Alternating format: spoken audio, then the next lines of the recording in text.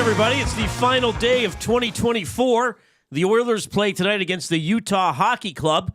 We don't know what the lines are going to be, at least to start the game. Optional morning skate today. Head coach Chris Knobloch did say there'll be some shuffling going on. He did say Jeff Skinner will return to action after being a healthy scratch Sunday in Anaheim. Utah has gone winless in their last 4 games, 0-3-1. They were beaten last night in Seattle. More on this game throughout the afternoon here on the Reid Wilkins Show with Jay Milne. Thanks a lot for joining us. Hope you're having a great December 31st, and hope you're going to do whatever you want to do tonight. For some of you, that may be a lot. For some of you, that may be a little. Whatever it is, I hope you get to do it, and I'm sure many of you will be taking in the game between the Oilers and the Hockey Club. The Winter Classic starts shortly. St. Louis and Chicago. They're playing outside, Jay. Far out. So VR Montenegro, one of our loyal nasties, was just here, and he said to us, are these outdoor games a big deal? And I said, I think in the cities in which they are held, it's a big deal. It's a bit of a spectacle event on television, too, which doesn't hurt for the NHL to get more eyeballs on the league. Obviously, the Heritage Classic was in Edmonton. When would that have been? October of 2023? It was a big deal. A lot of people went. Yeah, it was. It should be a big deal in that city. In that city. Now, I also think, when they have them in Canada, they're called the Heritage. So so in the States, they have Winter Classics, which are New Year's Day-ish, and then they have other Stadium Series games. And then the outdoor games in Canada are called Heritage Classics. You know, Edmonton hadn't hosted one since 2003 when they hosted the very first one. So I think that having that gap between games in the same city makes people want to go. I think if Edmonton had another one in 2028, I don't know, would it be as big a deal? I think you want to space them out. And I know from talking to a lot of people who went to the game last year at Commonwealth, a lot of people said to me, I'm glad I went, but I didn't really watch the game. I just was taking in the spectacle, or I had to watch the game on the video screen at the end of Commonwealth Stadium because you were a pretty long way from the ice, but everybody was glad they went. But I think that's why you spend a lot of money and you go, and then do you need to go again for another generation or two? Probably not. I would think. Yeah, I mean, you're not going to this to watch the game per se. You're going to be a part of, the spectacle, the prior, being at an outdoor game is something in itself.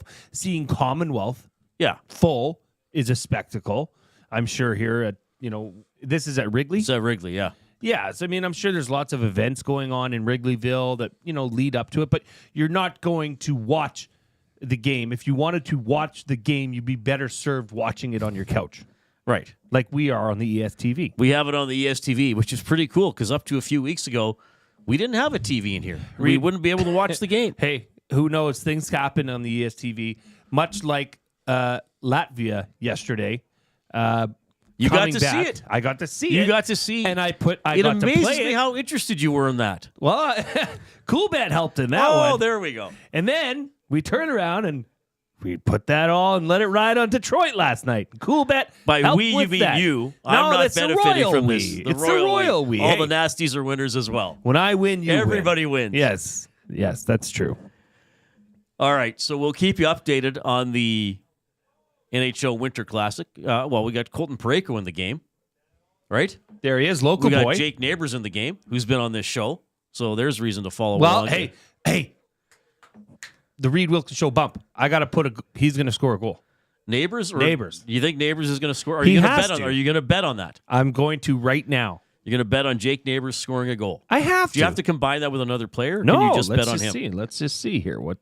Let's see what we got going on, boys and girls. Cooking up a little Reid Wilkins Show bump. Well, Jerome, or not T. Jeez. Joe again. How many times am I going to say the wrong name? You just extend the bump, though. You're very generous with the length of time the bump lasts. Well, why wouldn't you be? Oh, we had somebody on 3 years ago, and they won the Stanley Cup. There's the bump. I'm just trying. Let's see. I mean, Chuba was on and then was Player of the Week that Sunday. Jake Neighbors is plus 275 to score. Let's go. How much you putting on? Not disclosing that. Not disclosing that. Yes. We don't want to know how much is in the account. All right. So we'll keep an eye on that. We're going to tee up the Oilers this afternoon. Jed Roberts, our weekly guest, he's going to join us in studio. We will also chat with Chet Pickard. That is Calvin Pickard's brother, also a goaltender. He's no longer an active pro player. He was on the 2009 Canadian World Junior team at the tournament in Ottawa. The Jordan Eberle goal. He and Dustin Tokarski were the goaltenders. Chet played in a couple of round-robin games.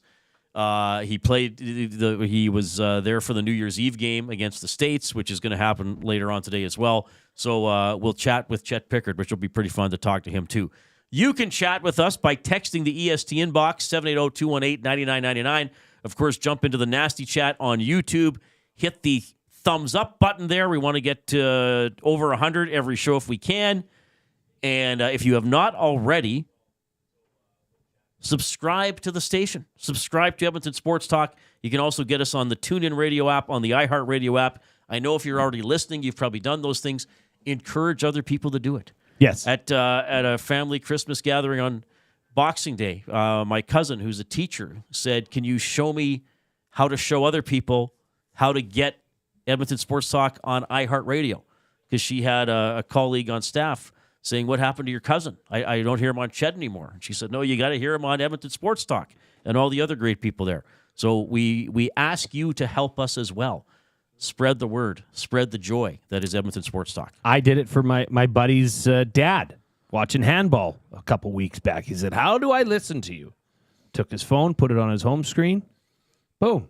It's pretty simple. It's pretty simple. Jasmine says the meaning of wearing, she said Reid is wearing something red. Am I? He's wearing red.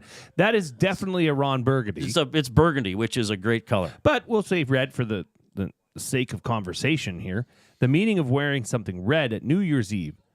A tradition full of energy. The color red has been associated since ancient times with passion. Ooh, Reid.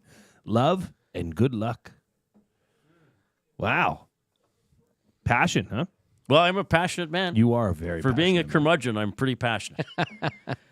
Of course, we are in the James H. Brown studio. Speaking of a guy with a lot of passion, Trent Brown. He's, of course, the boss at James H. Brown Personal Injury Law Firm, the heavy hitters of injury law. With over 200 years of experience, James H. Brown will get you the settlement you deserve. Visit them at jameshbrown.com. Book your private consultation today. We'll get to some Oilers clips here as we move along throughout the Kub, I think I got to still email you those, don't I? Yeah, I always forget, don't I? I'm a bad colleague. That'll be my resolution. Make Kub's job easier for New Year's. You guys already make it easy enough. You got to make me work a little bit.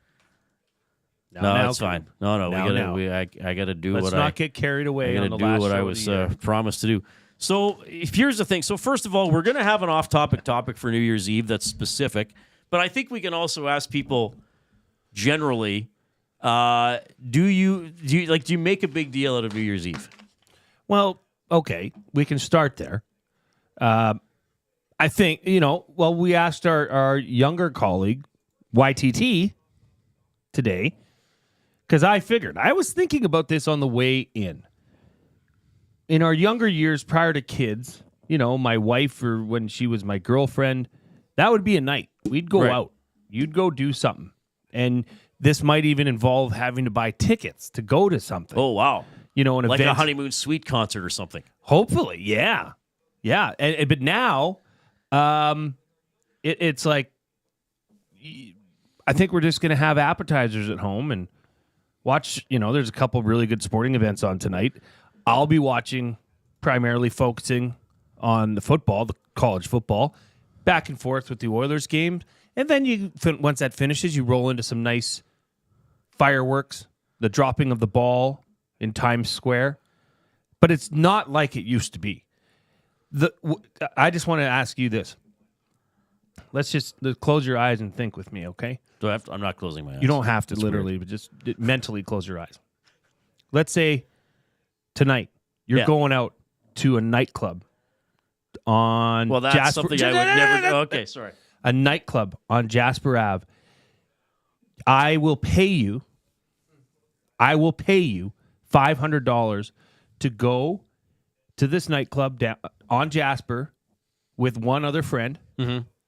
You have to stay there till 2 a.m. and you have to consume a minimum of 8 beverages. Well, we'll call them libations for this. I will pay you $500. I wouldn't do that. I know. Because 8 is It's not I would worth it. pass out. I'd be dead. It's not worth it. 8 beverages. Okay, 4 doubles.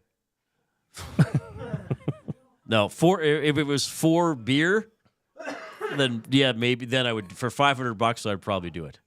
But you say that to the Kub or YTT, man, they'd be all over that. I think that The thought of that makes me sick. I'm not married, nor do I have kids, as everybody knows. But still, New Year's Eve for me is not. It's like, okay, the calendar changes, and I'm also. I understand New Year's resolutions. I understand why people make them, but I also say to myself, if you really want to change something about your life or have different habits, and you had the idea on October 15th, why didn't you start then? Or just pick the end of that month and just say, okay, I know I got to do this. It's October 18th, November 1st, I'm starting. Why wait until January 1st? Yeah, Like, do it when it needs to be done. You know? true. Like, oh, it's March 20th. I'm 200 pounds overweight. Well, I guess in January I better start shedding some pounds. Time to get that resolution in. Yeah, Time to get that. I got 9 months to word it correctly. I went for a what do you call activation this morning? As Tom Gazzola calls them. Well, and just so you know, Tommy Gazzola texted in. He is riding with the glue guy on the Jake Neighbors goal. He's in. Where did he put it? The EST inbox. Oh, it's in the inbox. I was looking in the nasty chat. Which we will just say. Oh. Coming, what is today? Wednesday? It's going to be on Thursday. Today's Tuesday. Wait, it's Wednesday. We don't work tomorrow. We don't No work show tomorrow. Coming Thursday, the EST inbox will have a new name Yeah. for the afternoons. It's exciting. Woo! Somebody else on board. Yes. Supporting the station and the program. That's awesome. So for $500, no, I would not spend until 2 a.m. at a nightclub drinking 8 alcoholic beverages. Ugh, the thought of that. I'd be the thought sick. Of the I'd be nightclub. sick for days after. But the thought of the nightclub well, I've makes never, me even hurt. when I was younger, though, I wasn't a nightclub person. I mean, I might go if there was a group or there was somebody was having an event, but I'd sooner go somewhere where there's more opportunity for conversation and just more of a relaxed atmosphere and not loud. Is this a thing, Koob? Is it now just the tube? He just called tube. Dave Jameson coined that term, I think, on Monday. Well, I guess He'll be yesterday on the morning YTT show. for me for a long time. Tube and Coob. Well, As the it does work producers. Oh, nicely that's with nice. you guys. Yeah. Yeah. Or Tubi. I like that one. I saw that from X-Ray J, who was on the Hangout earlier. Just putting that in. Yeah, the that was nice to have some new voices on the Hangout today. There was X-Ray J, Jordy Mac from the Jordy Mac show, and one of the Combine crew. I like the mix, the nasty mix to send off 2024. Happy New Year, Gage. Happy New Year. Maybe I'll see you tonight. But I mean, new faces, new names, right? I wasn't called Koob until Reid started here. He coined that term, Really? Yeah, you did. Yep. Yeah, I was the first one to call him the Coop. That's Yeah. right. Or Coop. and I Koob. love it. Oh. Thank you. I like it I too. still call Trev Party Boy. Party Boy. Yes. Because doesn't Well, he that's have an his Instagram account? handle. Yeah, that's why. And I didn't. Because his last name's Party. Right. Pardi. So Party Boy, and it's spelled BOI. Party okay. Boy. I just call him Party Boy. I know, it's the same thing. The Smashing Pumpkins Smashing performing Pumpkins. at the Winter Classic. What's his name? Billy Corgan? I believe it's is Corgan or Corrigan. I think it's Corgan. Corgan. Yeah. Oh, wow. Despite all their rage, they're still just rats in a cage. Well, what a way to go. And they were one of those bands from that era. yeah, where Garen, the Garen from the Combine. The crew. title of the song was never said in the song, right? had nothing to do with the Because song. what was the song? Bullet with butterfly Butterfly wings, wings? and Yeah. the chorus was, "Despite all my rage, I'm still just a the rat rat in in the the cage." cage." Yeah. He kind of looks the same. I guess he always had that look where He always because has he had looked that gaunt. shaved head in his 20s. He's always didn't he? looked gaunt. Would you not say? Gaunt. Gaunt. That is a definition Oh, of I don't know. gaunt. You have color. G-A-U-N-T. Yes, you have color in your face. Do I? Yes, he looks gaunt. Oh, I see what you're saying. I thought Gaunt was also those sort of like shriveled a little bit or flushed, almost malnourished. He could apply for all three, in my opinion. Yeah, I'm here for the position of office Gaunt. Lean and haggard, especially because of suffering, hunger, or age. Grim or desolate in appearance. The meaning of Gaunt. Okay. Billy Corgan. Billy Corgan is Captain Gaunt. I think there was a Spider-Man villain called Gaunt once. I can't remember. Was he an old man? He was like a zombie-ish looking ghoul or something like that. All right, 780-218-9999 is how you text the EST inbox. Jump into the nasty chat on YouTube. Please give us a thumbs up. Let's see how high we can get on our final show here of 2024. Hey, we're flying along. There's no reason we can't get to... No, just get us up there right away. Get us there. Everybody hit it. We're almost there just with the people on YouTube, not counting with the people who are going to check in later off iHeart or join a little bit later on. And I have a word of the day ready to go. We'll do it at 100. Oh, good. We'll do it at 100 today. Our off-topic topic for William Huff. Since 1952, William Huff has provided industry-leading graphics with design, print, and install, all in-house for thousands of valued clients. Their unparalleled customer service, combined with decades of industry expertise and a desire to make every job the very best it can be, is what they call the William Huff Advantage. Visit their website at williamhuff.com or give them a shout, 780-454-4536. Your New Year's Day tradition. Your New Year's Day tradition. So not your New Year's Eve tradition, your New Year's Day tradition. On January 1st, what do you do?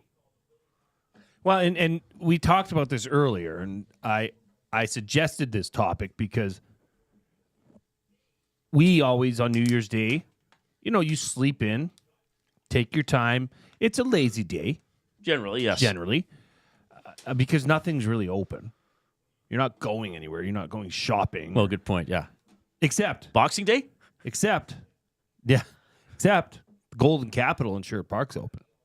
They serve up Chinese food. Oh, really? So that is our tradition, that we will go and order in more Chinese than we'll ever eat in a sitting. So mark my words, Thursday when we're back, I will have Chinese for leftovers. Okay, so that's your So that's our thing. Chinese... Get a bunch of Chinese food. Chinese food and college bowl games. I mean, well, in the Rose Bowl specifically, that is the one that we most look forward to because the game starts during the day, which this year is Oregon at Ohio. So number 6 versus number 1. It starts at 3 p.m. 6 against 1 or 8 against 1? It's 6 against 1? Well, depending on the seeding it's or the 8 rank. from the start, but now there's only 6. There's 8 teams left now. It should be 8. It's 8 against 1. Yeah, Ohio State 8. Yeah, Penn State's 6. Huh. It is. They are 8. Anyways, the game starts with the sun setting, and then the second half's at night. You know what I mean? Because it's in Pasadena, the mountains. The sun goes over the mountains. It gets dark early. Right. Just a lovely, lovely view. I don't really have a New Year's Day tradition. That's what you said. I'll have to start one tomorrow. Why don't you start reading more Jack Reacher? Why don't you I finished Bad Luck and Trouble last night. You did? Yeah, it's good. And Hernan was inspired by my books list. He wants to read everybody. Yes. Everyone in my family has killed someone, and everyone on this train is a suspect. Well, he did mention the Libby app today. Yeah, he uses the Libby app too. But you have to wait. I should point that out to people. If you have the Libby app to get digital books out of the Edmonton Public Library, they still have a limited number of copies. So even though it's digital, I think they have to pay for a certain number of licenses. So you sometimes will put a book on hold, and it'll say, you're estimated to get this book in 16 weeks. We'll notify you when it's available. Brutal. It's an Oilers game day, so you know what that means. Ooh, doggy. Mystery Athlete of the Game, presented by Hudson's, Canada's Pub. You're invited down tonight for the Oilers game. Fridays and Saturdays, 9 p.m. onward for the late-night happy hour specials. Food starting at $4, drinks from $3.75. Book your reservation now at hudsonscanadaspub.com. We're going to give away a $25 GC to Hudson's Canada's Pub. I've been stewing about this. I was not happy how the last one went. Go ahead. Make my day. That's Dirty Harry.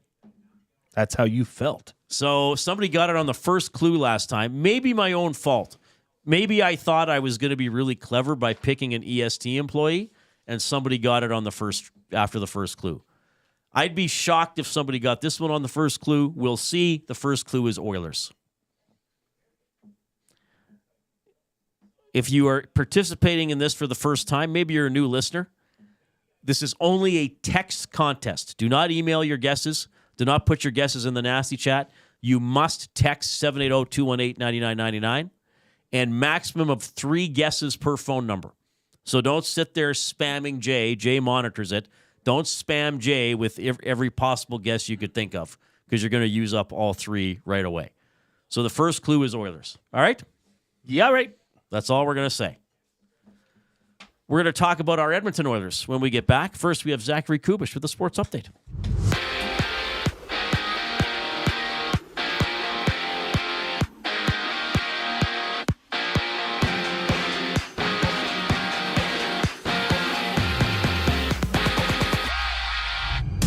Edmonton plays their final game of the year when they host the Utah HC, and you can check out the GCL Diesel Oil Stream pregame show with Tom Gazzola and Hernan Salas right at 6 o'clock only on EST. And the Blues Blackhawks Winter Classic is just about to get underway while the Canadians have scored 3 straight goals to take a 3-2 lead over the Golden Knights with under 10 minutes to go in the game. And in the World Juniors, Canada gets set to play the United States before Czechia meets with Sweden. Down south, the Cowboys are releasing veteran Ezekiel Elliott after Elliott recorded 3 touchdowns and just over 200 yards on 74 carries during 15 games this season. Elsewhere, the Raptors dropped a 125-71 decision to the Celtics, while the Pacers and Bucks are tied at 104, seeing both games in the fourth quarter. This sports update is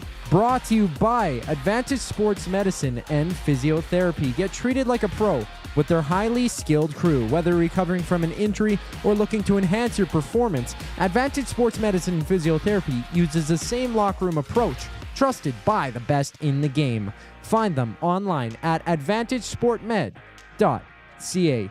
After the break, we return with the Oil Understood for GCL Diesel here on the Reid Wilkins Show. I'm Zachary Kubusch, and you're up to date.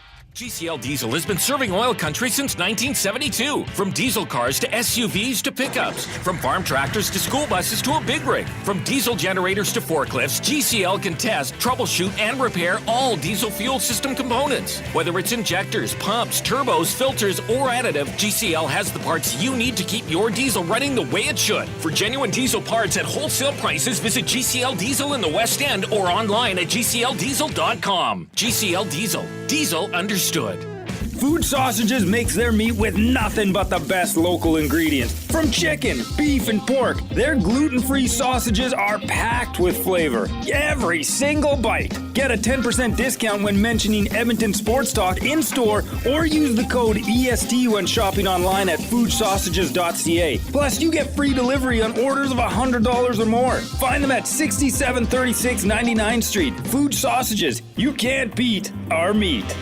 Hey Edmonton, ready to take advantage of lower rates and better pricing? South Fort Chevrolet in Fort Saskatchewan has you covered. From rugged trucks to sleek SUVs. And with over 40 years in business, you can trust that you're getting the best deal on your new ride. As the proud title sponsor of the Nielsen Show, EST listeners can drive a little to save a lot with South Fort Chevrolet's transparent pricing and down-to-earth sales team. Visit us today in Fort Saskatchewan or online at southfortchev.com. You know, this year, I want to give the gift of Christmas spirit. Okay, well, what's the going price for Christmas spirit? Actually, surprisingly affordable. $25 brings Christmas to life for a senior living at a Capital Care Center. Oh, that's amazing. Well, yeah, and they have a community shuttle, so Christmas spirit continues all year long. They can go out and do things and just be reminded there's an entire village of people who care about them. Become a part of our village at Capital Care Center. Donate at capitalcarefoundation.net.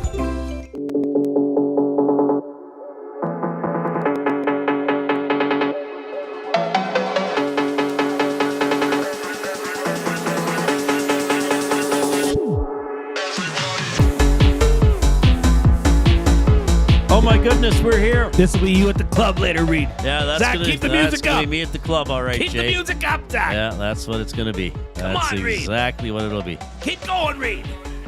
You're passionate. Kelvin has a... Well, I didn't say you couldn't keep going. It's tiring. Kelvin has a New Year's Day tradition. We host an open house. My wife makes a Dutch pastry called Oli Bolin, I hope I said that right. Deep fried doughy goodness and a libation. There's a New Year's Day tradition. Pretty good. 780-218-9999. The Winter Classic is about to begin. There was the Smashing Pumpkins. Oh, Chris Chelios. I said it right, didn't I? Chris Chelios. You said Chelios. I was like in between Chelios and Chelios. I think Jeremy Roenick was there. I didn't recognize the other person, so they got some Blackhawks legends coming out for the ceremonial face-off. Look at those people in the back of that shot. What can they see of the ice? Nothing. I think those are the outfield bleachers at Wrigley Field. So they're probably, 200 feet from the ice? And the people lower down? Like, what are you going to see? Not You're just much. watching on the scoreboard, wherever it is there. I'm not sure of how they... Have you been to Wrigley Field? Nope. I've never been. That's one stadium I'd still like to go to. Who's this other guy? Roenick. Oh, that's Denny Savard. Oh, wow. There he is. Look at him. Sharp-looking man. How old is Denny Savard? Denny Savard was drafted... Was he drafted in 80? Or 79? 1980. So he would have been born in 62? So He's 63. He is 63? Okay. What year was he born? 61. 61, okay. He might have been drafted in 79 and didn't start playing till 80. I can't find that. Well, it should say on his page, HockeyDB or Yeah, whatever. it should, shouldn't it? Yeah, Reid? it should. Yeah, sure should.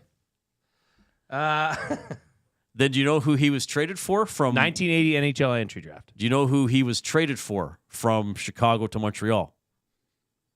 Chris Chelios. Get out of town. Yeah, Yeah. there you go. Savard was infamously traded to Montreal for star defenseman Chris Chelios and a second-round pick. Who was the second-round pick? Who did the second-round pick turn out to be? Oh, my goodness. So this would have been the 92 draft? So, I don't know. Mike Palmichter. Not Mike Palmatier. No. I have not heard of Mike Palmichter until now. Now you did. All right. 780-218-9999. Your New Year's Eve tradition. We've had some astute guesses for the Hudson's Mystery Athlete of the Game. We have not had a correct guess. The first clue was Oilers. I'll give the second clue eventually. Not yet. Not yet. Not yet. What we are going to do is the Oil Understood for GCL Diesel. The Oilers have a game tonight. Of course, this is all presented by GCL Diesel, providers of the best diesel engine components around, from turbochargers to injectors, fuel pumps to sensors. They are the critical engine component experts, proud to serve Edmonton and Northern Alberta for over 50 years, and now a proud partner of Edmonton Sports Talk and the Reid Wilkins Show. GCL Diesel. Diesel. Understood. All right.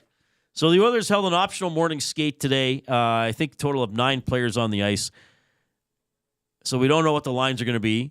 We do know that they won't be what they were at practice yesterday because Jeff Skinner is going to play. All right? Stuart Skinner should be the goaltender. So Knobloch said the lines will be moved around. So we'll see. The Oilers coming off not a very good weekend in California, especially the game against the Anaheim Ducks. Here's Knobloch on the team bouncing back. Yeah, it's on them. It's on the coaching staff. It's on everyone to get a little bit better. And the coaches recognize some things that we didn't do well and why we had the result we did the other day, and try and get better at those areas. And, it's up to the players to be receptive to those suggestions and making sure that they address them. And the game's about mistakes, and there's going to be mistakes. And just because we address something, talk about something, practice about something, it's not going to be eliminated, but you trying to get your team to be better. And hopefully we address some things that'll make us better. By the way, early power play here for St. Louis. Did you see who their net front guy is? Mm-hmm. Oh, I did, Reid. You might get this one early. If you missed us off at the top of the show, my colleague Jason Milne has placed a wager on former Oil King. Just for the Reid Wilkins and Reid Wilkins bump. Show guest Jake Neighbors to score a goal in this game, and he's right out there front of the net on the Blues power play. That'd be amazing if he got it in the first 2 minutes. Wouldn't it? It would. It'd be fantastic. Meanwhile, the Nuge had this to say about the Oilers trying to recover from that game in Anaheim.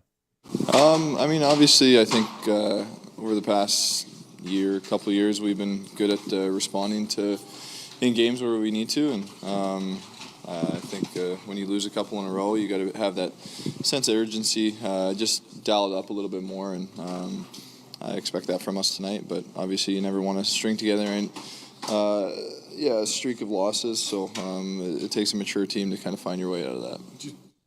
All right, that is Ryan Nugent-Hopkins. So, and we'll get to some of your messages on this a little bit later on as well, the 780-218-9999. Your thoughts on Jeff Skinner back into the lineup, Jay? Good. Yeah, we talked about it yesterday. What's the point of bringing him in as a player that was projected to be in your top 6 if he's just going to sit and be scratched? And then you have players that are playing ahead of him that aren't lighting the world on fire. Let's just say that. Now, Knobloch said that he's been toying with the lines all year. But I don't recall him saying it, formally, that the lines will be shuffled tonight. Right. So as to say that this might be the night that we see Skinner reintroduced to the top 6. I'm not sure in what way, but maybe Knobloch was listening to our show yesterday, and maybe you see the change coming on the top line. Maybe Nuge bounces down. I don't know. But I want to see it because I think that's where he needs to be. He's not a defensive player. He's not a PK specialist. He doesn't get time on the power play. This is the chance he gets. He's been through enough. He's been put through the public shaming process here. Right. So I'd like to see him given that opportunity. Cam Fowler scores on the power play for St. Louis in his 1,000th career game, number 1,000. Blues up 1-0 on Chicago. 1,008th. 1,008th. That's either than 1,000th. I don't know. So the Blues up early there. Well, and we've seen Knobloch do this before when he's brought scratch players back. He's brought them up in a significant. Remember in Game 4 against Dallas, Ryan McLeod came back after being scratched, and played on Draisaitl's line and scored a goal in the first period. That might be the tactic here, and I like how you put the public shaming. Yeah. I also want to point this out, though. He scratched Jeff Skinner in Anaheim on a matinee of a back-to-back when there wasn't a morning skate. Now, Skinner had to answer some questions yesterday about it, but he didn't go through the whole day of it being talked about leading up to the game and then the day after as well. You kind of slid it in there. Yeah, and under the radar. I don't know if the coach is thinking, but there have been stories in the past where I think Yakupov was scratched in Toronto once, and a lot of people said, "Why do it in Toronto? Well, why do it? Why not slide it in a Tuesday night in Carolina? You know what I mean? It wouldn't surprise me. And again, I don't know what the lines are going to be. They didn't run anything today. It wouldn't surprise me if Skinner gets a top 6 role to at least start the game, because I think Knobloch has shown, and I realize some people might disagree with this, and I'm not putting this out there for the sake of let's argue about it necessarily. I'm putting this out there for the sake of let's look at how the coach has behaved in the past, and let's look at why this player was signed. He gets points. He scores goals. Does he do a lot of little things that you would like him to do? Maybe not. But I like how you said that he's lived through the public shaming. Well, that sometimes wakes people up. There's nothing worse than being a healthy scratch, especially if you're a player of his stature. I mean, some players know that they might be, right? That's part of their existence. But okay, but who else in the top 6, Reid, would you say right now needs to be woken up the most? In the current top 6, who's underperforming? Woken up? Who's the most? Nuge has underperformed 5-on-5, but I don't know if he necessarily needs to be woken up. I know, but keep him on the top unit power play. Send him. Why not shuffle that up? We talked about it yesterday. He needs something to change. He's playing with Connor McDavid, for goodness' sake. Okay, so here's another thing that could happen. Are they going to run the three big guys, so to speak, if you want to call them that? the three Heritage big guys. Right. At center.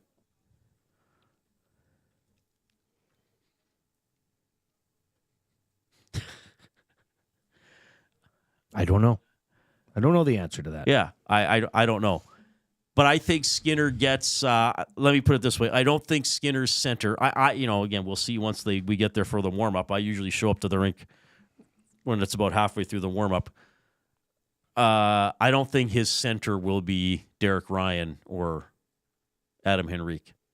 Nuge. No, Jay Skin. Jay Skin? Yeah. I think Jay Skin's, no, I don't think so either. So I think this is what... I think his center's going to be... Connor McDavid. Really? Yes. Okay. And I think Nuge's center is going to be Leon Draisaitl. Well, I would like to see Nuge and Draisaitl on the same line. I don't know if Knobloch's going to do that, but I do think Knobloch will say, okay, Jeff, we've lowered you in the lineup.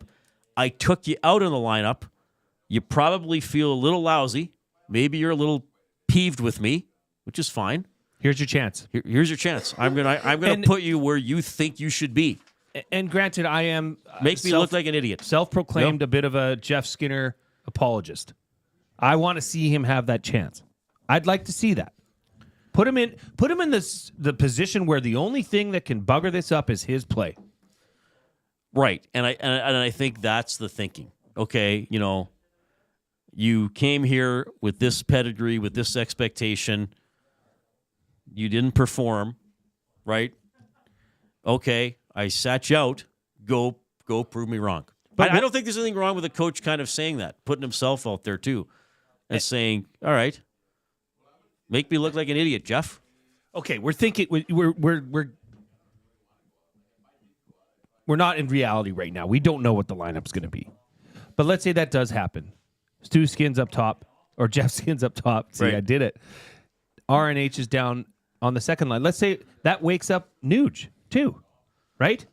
This could be a win-win. Now, it's not permanent, but both those players need something to happen. None of the line combinations are ever permanent. But those are two players on this lineup that need to get going. Right? So maybe a change for Nuge is what the doctor ordered. Well, what were my... Now, the lines I did for fun yesterday did not have Skinner in the top six. I had Arvidsson, McDavid, and Hyman. And I thought, okay, Draisaitl wants Podkolzin. Still give him Podkolzin and put Nugent Hopkins there. And I don't think Draisaitl would have any argument with having Nugent Hopkins on his wing. Yeah, I mean, Quaddy in the nasty chat says Nuge is not doing very much on McDavid's wing. Why not give Skinner a try? Now, the argument in favor of Nuge, and Draisaitl and McDavid always say this, is that he does so many little things well. Sure. So that's still the argument in favor of Nuge, is that, okay, maybe his point production isn't great, but he doesn't hurt you. He still does a lot of things well that help you win. You know what I wonder? What?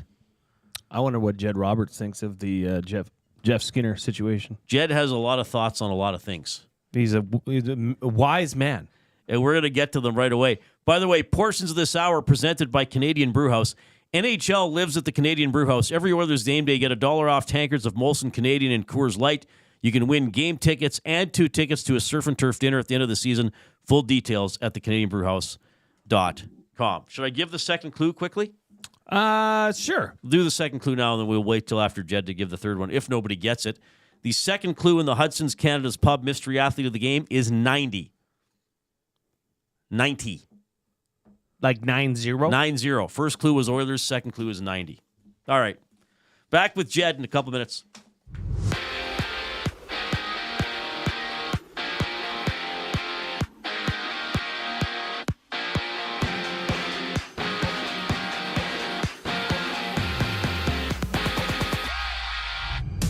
Jeff Skinner slots back in, and Stuart Skinner gets a start for the Oilers in their game against the Utah 8C. And you can tune into the GCL Diesel Oil Stream pregame show with Tom Gazzola and Hernan Salas live at 6 right here on EST. Elsewhere, the Canadians came back to win 3-2 against the Golden Knights, and right now the Blues are up 1-0 over the Blackhawks midway through the first with a goal from Cam Fowler. Out east, The World Juniors see Canada taking on the United States before Sweden dukes it out with Czechia. And in the NFL, Ezekiel Elliott of the Cowboys has requested to be released from Dallas after spending 8 of his 9 years with Dallas. And the NBA saw the Raps fall to the Celtics 125-71, and the Bucks beat the Pacers 118-112. This sports update is brought to you by Sit and Sleep. Sit and Sleep has its Boxing Week sales where you can save big on all the major sleeping brands. Get a queen size Eurotop mattress with patented non-flip pocket coils, gel memory foam, and 5 comfort zones for half price at just $3.99. Shop great deals like this and more at Sit and Sleep, but only while supplies last.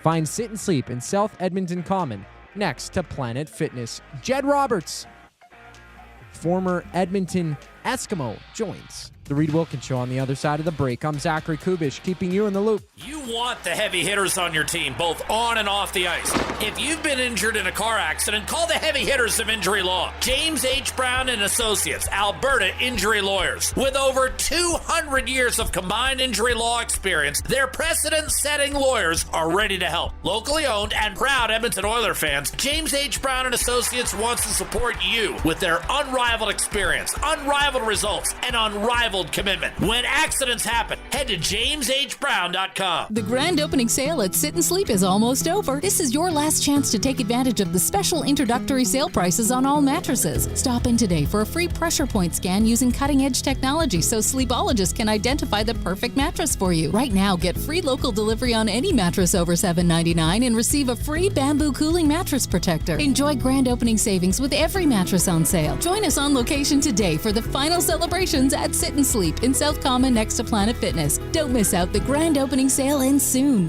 Gallo LLP is an Alberta-based accounting firm with expert chartered professional accountants in both our Edmonton and Sherwood Park accounting firms. Our experienced and innovative accountants provide financial advice that saves our clients money. Simply put, we help our clients protect their assets and grow their businesses. At Gallo LLP, they go beyond the numbers to ensure the continued success of your business. Reach out to Preet or John to discuss how they can help your business grow. Visit gallollp.ca today and see how they can help you take your business to the next level. Tommy Gunn's Barbershop is more than just a barbershop. It's a top-notch, tailor-made experience from check-in to check-out. Get a precision haircut, a classic shave, or a facial to step up your style. Just walk in, relax, and let Tommy Guns take it from there. Find comfort in knowing their team follows the code, which is their commitment to care for you as a customer. Check out Tommy Guns today, in-store or online at TommyGuns.com to bring out the best in you. Tommy Guns, where every cut is done right every time.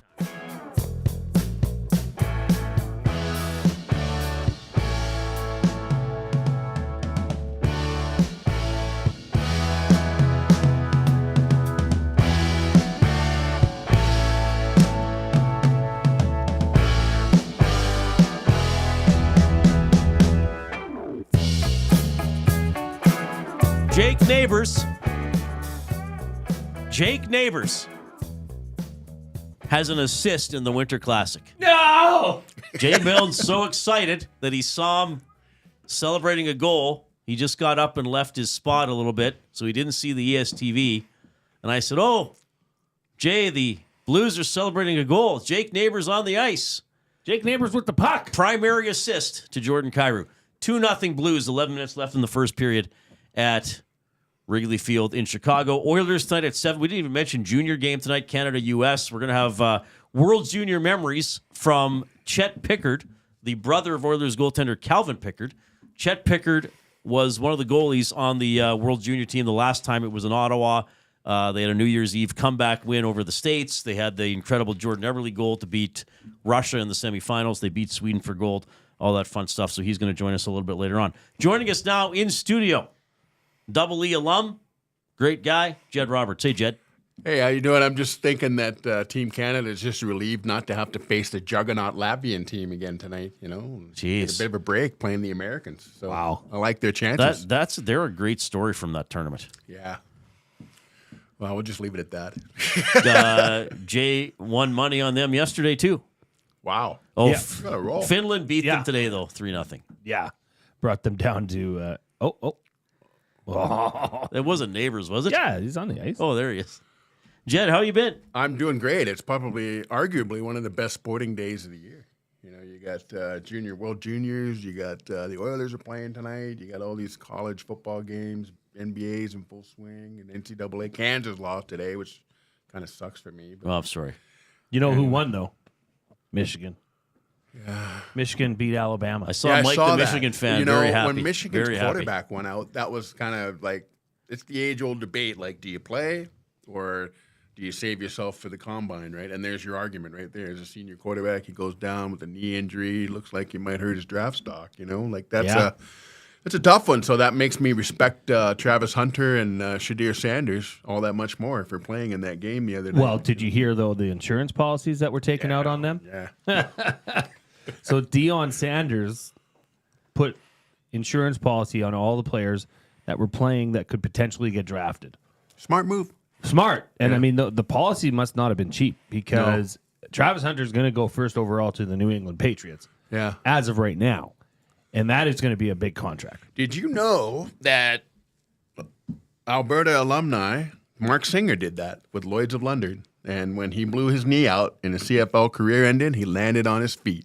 Pun intended, yeah. And he went on to, to have the brilliant career in business that he's had. But very smart, very astute. One of the only guys I think I've ever heard of doing that. It's a very expensive policy, that Lloyds of London. I don't even think they offer it anymore to CFL players. But wow. Okay, sorry, who was this? Mark Singer, linebacker. Mark with a K, right? Yeah.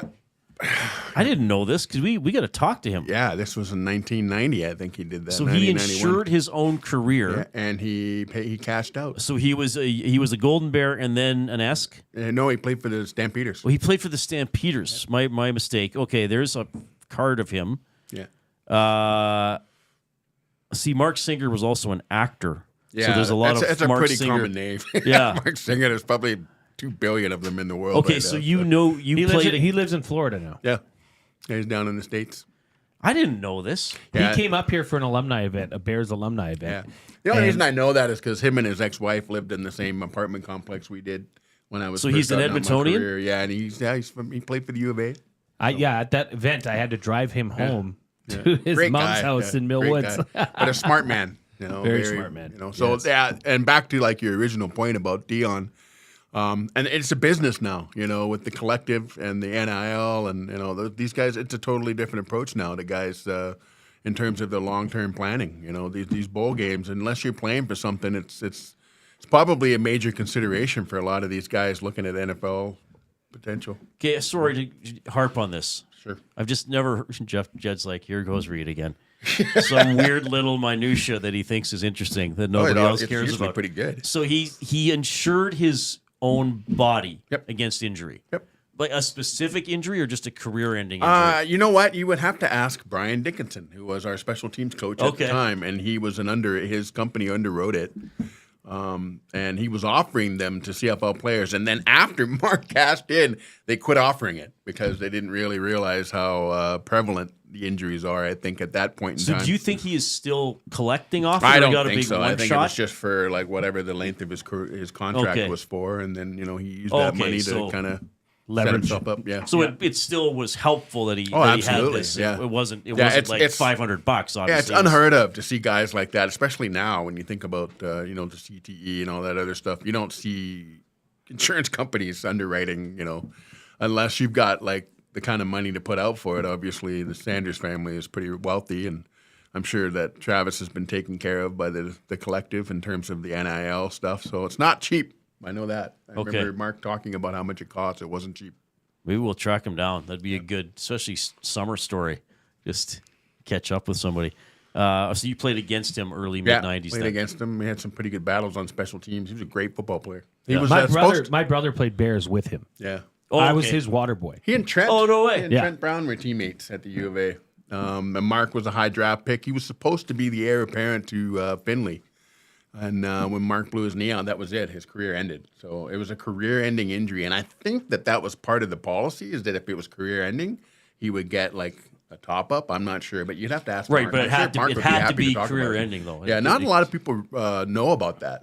And I think there were a couple of other guys that actually bought into that, but I think he was the only one to get paid out. Right, which probably isn't great. Well, it's like any respects, insurance policy, but, life insurance or term. You don't Right. want to. You don't want to have the payout. No. You don't want that. Okay, well, that's a good tidbit. Yeah. But maybe that's what I'm trying to bring to the table. Yeah, you bring a lot of You know? stuff where I'm like, I didn't know that. Yeah. That's really good. All right, Jed Roberts checking in. Oilers tonight.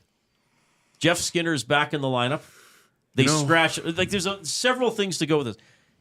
Like, hockey's a little different than. I'm not saying players don't get scratched or lose playing time in football, but like if in football, if a coach wants to take you out, that's like 20% of the season he's taking you out from. One out of 18, or more than 5% of the season. Sorry. Mm-hmm. Hockey, it's one game out of 82, 2 games out of 82, but there's still that kind of, as Jay said, public shaming. What do you think about just scratching him, first of all, in general, after he'd been lower in the lineup for a lot of games? They brought him in to be a top 6 guy. And when you're not producing, you're only as good as your latest game. And he obviously hasn't been putting out the way I think that they expected him to. I think that historically in his career, he's always been a top 6 guy. He's always been one of those high-end skill guys. And he brings an element of that to the table. And I don't really think that only Knobloch can answer that question. But it's interesting. If you look back earlier in the year, I think Leon was struggling a little bit. And he sat Leon down for a little bit during a couple of games there, which was interesting. Yes, that's apples oranges in terms of like sitting a guy out altogether. But Knobloch is not afraid to send messages, and I think that this is one of those. When I saw him actually get pulled from the lineup, I think it was a couple games ago. I thought maybe they might be looking to shop him around, but I mean he hasn't played well enough He's not getting shopped. to pull something. You know what I mean? Yeah. So. It's a double-edged sword, right? Like, and I think Knobloch is a quiet guy, but he's also a guy that is not afraid to send a message to the lineup. And if you're not producing, we're going to give somebody else the minutes. And right now, the problem with the Oilers is they don't really have a second line that's bringing, something tangible, and so they're having to put Leon and Connor together, which it's an embarrassment of riches. But you want to have them on separate lines to keep other teams honest, because the other teams can load up now, with those two on the ice together, but. I don't know. It's a long season, and you are right. It's not like football. In football, you sit a guy out for one game. That's whatever, however percentage of the year. But basketball and hockey are very they're rhythmic. So, and if the rhythm is off, you have to change something or put a different kind of and see if you can change the chemistry a little bit. And that's one of the beautiful things about hockey is that sometimes you'll get a guy like, you pull a guy in like Podkolzin who he wore his welcome out in Vancouver, and then he comes here, and lo and behold, he's playing really well with this group, right? So you never know, right? And more often than not, you get a Puljujarvi situation where the guy just plays his way out, right? But every once in a while, you get a cool story like Podkolzin who makes the most of his opportunity, and I'm kind of hoping that Skinner can turn it around. And really, none of us know really what's going on inside that dressing room, and it could be injury issues, it could be anything, So. I'm an optimist. I think he does have a lot of skill. I think he does have the potential to turn it around. I think if it's not physical, then I think it's just a matter of time before he figures it out, because he's got the guys around him. I mean, who wouldn't want to play with Connor? Well, exactly. Who wouldn't want to play with Nuge? And you guys are right about Nuge. Like, he brings an element of he can do a little bit of everything. He can forecheck. He can kill penalties. He can, he's like a Swiss Army knife. He's not a physical guy, but that's not what you're bringing him in for. He's not a guy to come and check guys. He's more of a poke the stick in there and get the puck out and, find the open guy, crash in the net. And I think that's kind of what Skinner needs to do. Skinner just needs to be a little bit more diversified, But that's the worry, though, is that he just doesn't have that in him. Yeah, he needs it with this group, right? Because he can't be the guy. He's already got 2 or 3 guys that are the guy, right? He's got to be willing to, do a little bit of everything. And that's one of the reasons why they miss Vogel and McLeod, because those guys were doing that last year, right? Like, they were doing the things that nobody else wanted to do, and the things that Nuge makes it look sexy, all the crazy little things that he does that people don't really see. Well, there you go, Chicago scored. Not everybody can do those things, right? And not everybody can make it look easy. Well, you got to have a dimension. Yeah. I mean, Brownie used to say that to me all the time. Like, if you don't score, and let's face it, most guys in the NHL don't score. What are they keeping you around for then? So, you know and what I that's, So you gotta have. Oh, Taylor Hall gets the goal for Chicago. Good for him. Nice. 8th of the year. So last year, if we would have had a show last year at this time, Jay, and I did, we'd be talking about Connor Brown. Yeah. 0 goals. Yeah. Down lower in the lineup. I can't remember if he ever got healthy scratched, but from there's McDavid's winger to there's a guy that just can't put the puck in the net and doesn't generate any offense. Yeah. But at least they could put him on the penalty kill. Yeah, but Connor Brown, like you see him playing point right there on when they're killing penalties. He's right there. He's harassing the guy in his own zone and making it really difficult for them to get the puck up the ice. Yes, So and that's like what we're talking about, right? Like if you're not scoring, what else are you bringing? Because we can't keep you around. If you're not producing tangibly on the score sheet, you better be bringing something else, like some jam on the boards. You better be bringing an element of physicality, making people think twice about going in the corners. You better be a guy that can, jump out there and give you like everything you got for those 15, 12 minutes that you're being given every night, right? Otherwise, there's no point in keeping you around. Right. So that's my concern with Jeff Skinner, though, is that his dimension after being a point producer just isn't there. And hey, I'm critical of Nuge's 5-on-5 play to an extent because I wish he had more points being on McDavid's line. But he's a special team specialist, and that still has value. That still has value. And I'll give you another example. I'm not to toot my own horn, but I was a better special teams player than I was an actual everyday defensive player, right? And so I was a guy that could run down, and so that's why they kept me around, But again, it comes back to our original point. If you're not bringing something that benefits the team and that justifies them keeping you in the lineup, then what's the point, right? And so you're right. Some guys make that adjustment. Some guys don't. Some guys are used to being the man, being that top 6 guy, and they think, and I'm not saying that this is the case, but some guys feel that type of stuff is beneath them. Sometimes guys feel fair. Like, well, maybe they don't have that added element. Like, look at Corey Perry. I don't go and get the puck. Somebody else get it to me. You know what I mean? Yeah. But like Corey Perry had to change the way he plays. You know what I mean? He used to be 30, 40 goal scorer. But he's always been miserable, though. Yeah, but he's always been a bit of a... If he didn't score, he might cross-check you in the mouth. And so it makes it easier for a guy like that. And Skinner's not necessarily a miserable guy. He's not necessarily a guy that you think, oh, wait, here comes Jeff, like... Now, this is a good point. While we're on the Skinner, I thought I'd interject and bring this up. This is from McLovin in the ESPN box, which will have a new name come Thursday. If Jeff Skinner is a top 6 player, he puts in brackets, I think he is, then what kind of message does it send to other players around the league who might be willing to sign here, or does it send any message at all? Given how he's been treated. I think that's a fair point. Now, is that a concern of the media? Is that a concern right now for Chris Knobloch? Forecasting how players are going to view this? I don't think it sends a message around the league because I think players around the league also know who Jeff Skinner is. So some of them are probably thinking, well, yeah, see? Yeah, and here's the other thing. I mean, you're being given minutes with 2 of the best centers in the world, and you can't put the puck in the net. Like, it's not for lack of trying. Well, he was given those minutes early in the season. And what were his numbers? Not great. Yeah. Then he got put into exile, and now I think I mean, if you're an Oilers fan and you're saying, "Oh, don't put him up," what are you talking about? You want this team to be better. If this team is going to go deep, you need to have depth. Yeah. You need to have forward depth. You need a player like Jeff Skinner to get going. Yep. Put him with Connor McDavid, for God's sake. Put him somewhere where he can succeed. Get that confidence back, and then maybe you can juggle things around. But you got to get him going, and if it's jumbling up the top 2 lines, I'm all for it. All right, we got more with Jed Roberts. I know we want to talk about some NFL storylines as well. You can text us at 780-218-9999. If you're in the Nasty Chat, speak with us, and more importantly, with each other in the Nasty Chat on YouTube. And give us a thumbs up as well. We are a third of the way into the show and already over halfway to our goal of 100. Woo! So keep clicking it. Let's go. Keep clicking it, I should say. More with Jed after a break and an update with the Coop. Get to know the winners, props, plays, parlays, and more with Nielsen and Hustler. Weekday mornings at 11 on The Lock Shop. Only on EdmontonSportsTalk.com.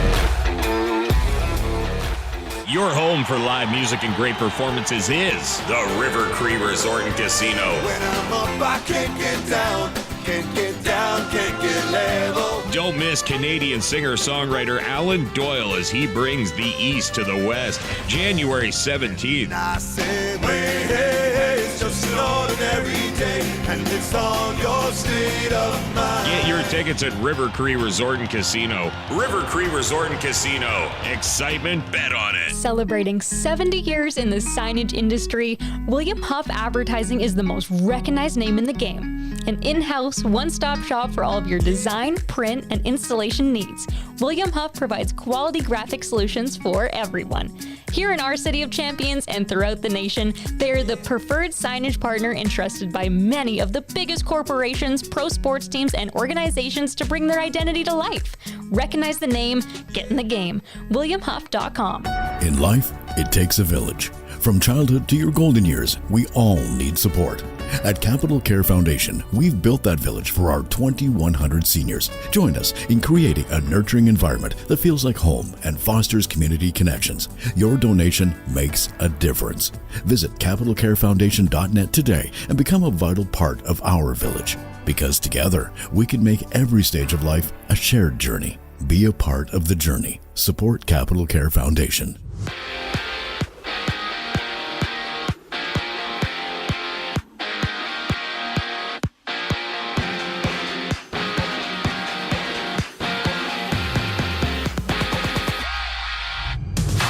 Skinner returns to the Oilers lineup when they face the Utah HC, and you can tune in to the GCL Diesel Oil Stream pregame show with Tom Gazzola and Hernan Salas just an hour before puck drop right here on EST. And for the Winter Classic, St. Louis leads Chicago 2-1 at Wrigley Stadium nearing the end of 20 before the Jets meet the Avs and the Flames battle the Canucks with 9 other games to be played in the NHL. And for the World Juniors, Sweden and Czechia are tied at zeros entering the second, with Canada taking on the United States later tonight. Elsewhere, the Raps lost 125-71 to the Celtics, while the Bucks beat the Pacers 120-112 in the association. More with Jed Roberts here on the Reid Wilkins Show. They enter into hour number 2. I'm Zachary Kubusch, and you're up to date.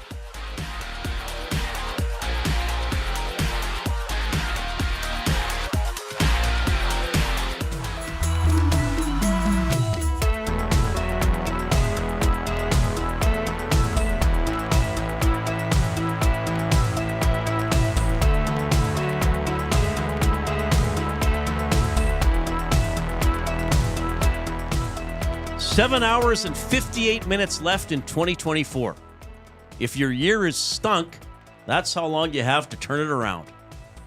Or wait, just do nothing till the end of the year and then start over again. Somebody posted in the Nasty Chat, I can't remember who it was because it was a while ago, because I was saying, I'm not a big New Year's resolution person. I say if you want to change something about your life or improve, do it whenever you think of it. But somebody said, no, the point of a New Year's resolution is to come up with something on that day.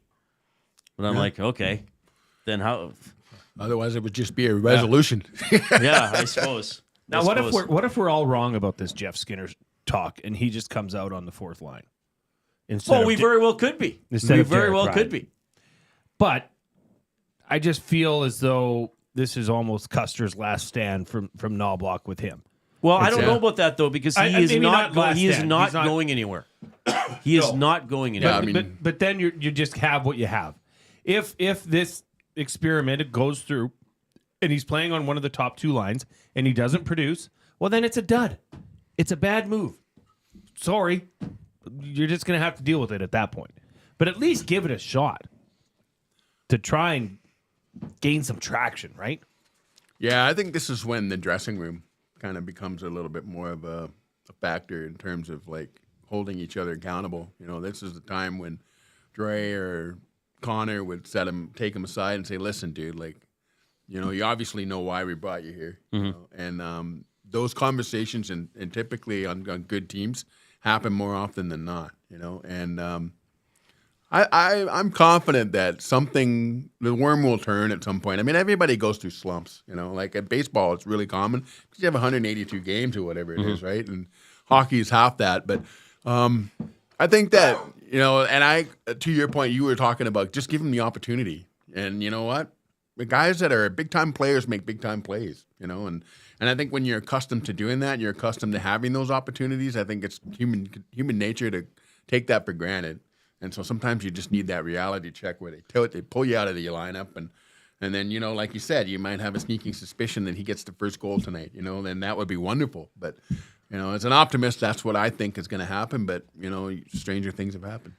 It's interesting. Yes, I read this yesterday, Jed. Lance Lasowski, who covers the Sabres for the Buffalo News, he posted something along the lines of saying that Jeff Skinner is basically at his best when he's improvising and not playing within a structured system. And when you have a team as good as the Oilers, they play with a lot of structure. Yeah, they do. Even offensively, like I was making this point, when they get moving around and Ekholm's dropping, that's all part of a plan. I know that's is. not like Ekholm and you can saying, see, you can see the way the plays, cycles develop, and it's really cool because if you're a math guy, you really understand and the angles that they play. There was always a guy in a specific zone, and they're always replacing each other, and it's really fun to watch. It's like watching a really intricate ballet at times because of this level of skill out there, especially in the top two lines. Yes, it's incredible, and it's fun to watch. So when you get a guy that goes in there and is a jazz musician in the midst of a bunch of a classical pianist, it doesn't really always work out because what are you doing, dude? Like we need you to jump in here and not be all the way over there. Like, come on. And so that's where that conversation in the dressing room really becomes really important. I mean, you can be a great musician, but you need to be on the same page, And you got to, Like you think almost McDavid or Draisaitl or whoever he might be with needs to say to him, Jeff, if you're there, you're getting the puck. You are, and trust that it will be there, right? Because how many times have you seen where Connor gets the puck in the corner and he just throws it, and Dre's right there? It's like, how did he know? Or even what I mean? And that's part of I think it's a trust thing, right? And I don't know that Jeff's been there long enough to have that trust. I know they say, hey, kid, just crash the net, the puck will be there. I don't know how, I don't know when, but it'll be there. So just keep your stick on the ice. Yeah. So.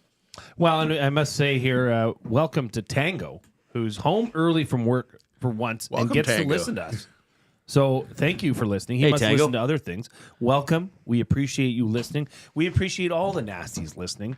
And now, Jed, I got to ask you a tough question. Okay. Because as we enter the final week of NFL football, Saquon Barkley is chasing a record that is simply amazing. And that would be Eric Dickerson's single-season rushing record of 2,105 yards. He currently sits at 2,005 yards. He needs 100 rushing yards, which, given the numbers, should be able to happen.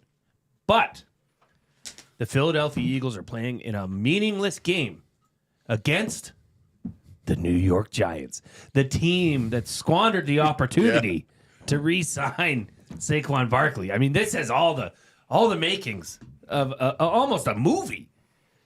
But does Saquon Barkley play? I don't know. I think that the way it's crazy because the stage is set for him to do wonderful things. But I think the way that whole thing is sort of unfolded, I think they'll probably leave it up to him and tell him, listen, dude, if you want to do it, do it. Don't. And what the other thing that people maybe aren't considering is the fact that it's probably in his contract that if he sets that record, he gets X amount of dollars, right? So, but we talked about bonuses ad nauseum yesterday, and I mean, Zach Ertz, the Commanders' tight end, had a $750,000 night on Sunday Night Football. So yes, there is some incentives, I'm sure, if you break the single season rushing record. I personally think that if he plays, he'll have no trouble breaking it. I think that the incentive is there, the incentive to do well because you're playing against a team that basically gave up on you. I don't know if the listeners out there have seen the video where those guys are actually talking about that during the draft. Yeah, about how they're basically wasting their money on a guy that he's his health issues and so on. I mean, they basically wrote him off, and they're having open discussions about trying to figure out how to work around this albatross of a running back that they've signed their fortunes to. So I for one would love to see Saquon play. I want it bad for him. I want to see him You know, and anytime you have a plot line like that, I think the NFL would be remiss not to allow it to play out. So and maybe that was what we should, when we hit 100 likes, that might just turn into the word of the day is spite. Yep. Just to do that in the face of that family. And it's a rivalry. Yeah, it's a rivalry game. Like, there's no bigger rivalry, really. You know, in that division, there's Cowboys, Giants, Cowboys, Redskins, Commanders. Commanders, Eagles, like they all hate each other equally, passionately, you know. Okay, and then now my Commanders are already safely in the playoffs, Jed. So, but your Broncos, what's got to happen there? What's the playoff implication? Because they're on the bubble. I don't see Carson. Chiefs. Yeah, I don't see the Chiefs' backup quarterback beating that defense. I just don't see it happening. I think. So, if they win, are they in? Well, yeah, but they also, if they lose, and the Bengals and there's one other team, if they both lose, then they're already in anyway. They don't even have to win. They just have to. If they win, they're in no matter what. Okay. But if they lose and a couple of teams lose, then they'll sort of back into that last spot. So, you know what? And I'll be honest with you, as a Broncos fan, like I'm not deluding myself into thinking that they'll do much if they make the playoffs. I think they will make the playoffs. I think that they're ahead of schedule because right now they're paying the salary of the Pittsburgh Steelers starting quarterback, and their rookie is just rewriting the history books with the season that he's having right now under Peyton's offense. And that defense is way ahead of schedule. They had some injuries on the back end there. They've got to address the tight end, the Broncos. They need to get a WR or two. They need to do a couple of things on the defensive backfield side of things. You know, when Riley Moss was out, they really missed him quite a bit, and they got gashed a couple times by some good teams. You know, they're actually, I actually think they have no business being where they are right now, the Broncos. Well, I'm really happy, and so we were talking during the break about the Commanders and the Broncos and how important it is to have solid ownership. You know, like the Commanders with getting rid of Snyder and bringing in their new ownership, and just what a settling effect it has, especially when you're talking about legacy franchises like Washington and Denver that have been cornerstone franchises for a number of years, and both teams have fallen on hard times. It's really nice to see them turning it around. I'm rooting for the Commanders to do well. That Jaden Daniels, he's a Kansas boy too, right? So I got all kinds of time for the Commanders. I'm hoping they do some good things in the playoffs. Me too. Now, new ownership, like somewhere close to home here, huh? Yeah, and it makes a big difference. It makes a huge difference because everything starts at the top and it all trickles down, right? And if the guy at the top is, showing that he's got the medal or she's got the medal and has the fortitude to do the tough things that need to be done to right the ship, then everybody else, they take that cue and they take the ball and they just keep going. So. Now, we were talking earlier, there's all the bowl games going on here. We've got Boise State at Penn State tonight. That's the game where we're going to see if Ashton Jeanty is the real deal or if he was just playing teams that Boise State would play. Arizona State at Texas tomorrow, Oregon at Ohio, Georgia at Notre Dame. Is there any of these games here that you think are – because, everybody – Penn State's favored by 11 points tonight, but Boise State's the number 3 ranked team, and they're 6th, right? So now that you get into this, this enlarged playoff, is it now you still have the big boys playing against, like Texas is playing Arizona State tomorrow? Yeah, and the other thing that people don't really think about, I don't think, is the way they do the bye system right now. It's the conference champs get the bye, the automatic bye, and they get the extra rest. Whereas an independent like Notre Dame, they don't get the benefit of that. So that's a little bit of gamesmanship within the games. I think Georgia's going to ragdoll Notre Dame. Yeah, it's hard to say because Notre Dame plays a very tough schedule. They play against very difficult. They go all over. They travel everywhere. They're like a club team, right? Yeah. So, and they've kind of turned it around. Their coach is doing a good job of like restoring the glory there. I don't know. That's an interesting matchup, because it's been a really weird year. You get Alabama loses today. They lost to Vanderbilt. A 4-loss season for them is disastrous. But anywhere else would be celebrating and tearing down the goalpost at 4 losses. Well, Vanderbilt did that, yeah. So you get it's fun, and this is one of the reasons why they wanted the college football playoff to begin with. It's not up to the big corporations to sponsor a bowl, and then you have two teams play, and then everybody votes on who they think the best team in the country is. Now we actually get to see it play out. So I see a couple of teams like Oregon reminds me a lot of Kansas City that they play, and even Boise State to an extent. They play to the level of their competition. So you get them playing an unranked team, and they beat them by 4 points or something. But then they play against a really, really good team, and then they show signs of dominance, right? You know, Oregon was ragdolling Penn State or whoever it was they were playing there, and then it got close there in the second half. But Oregon's a difficult team for me because I see them play really, really well for stretches, and then they seem to kind of float. So it's going to be an interesting. You mentioned that Arizona State. I actually think Arizona State could potentially upset Texas. Really, that's my call. I'm thinking. Arizona State's got that. There's something about that team that's a little bit. There's something a little bit magical about that team. So they're a bit of a team. They got that team of destiny or to them. So they could surprise some people. That's the big upset I'm calling. I think out of that whole group. Boy, Mike, the Michigan fan's really happy in the nasty chat. He's really happy.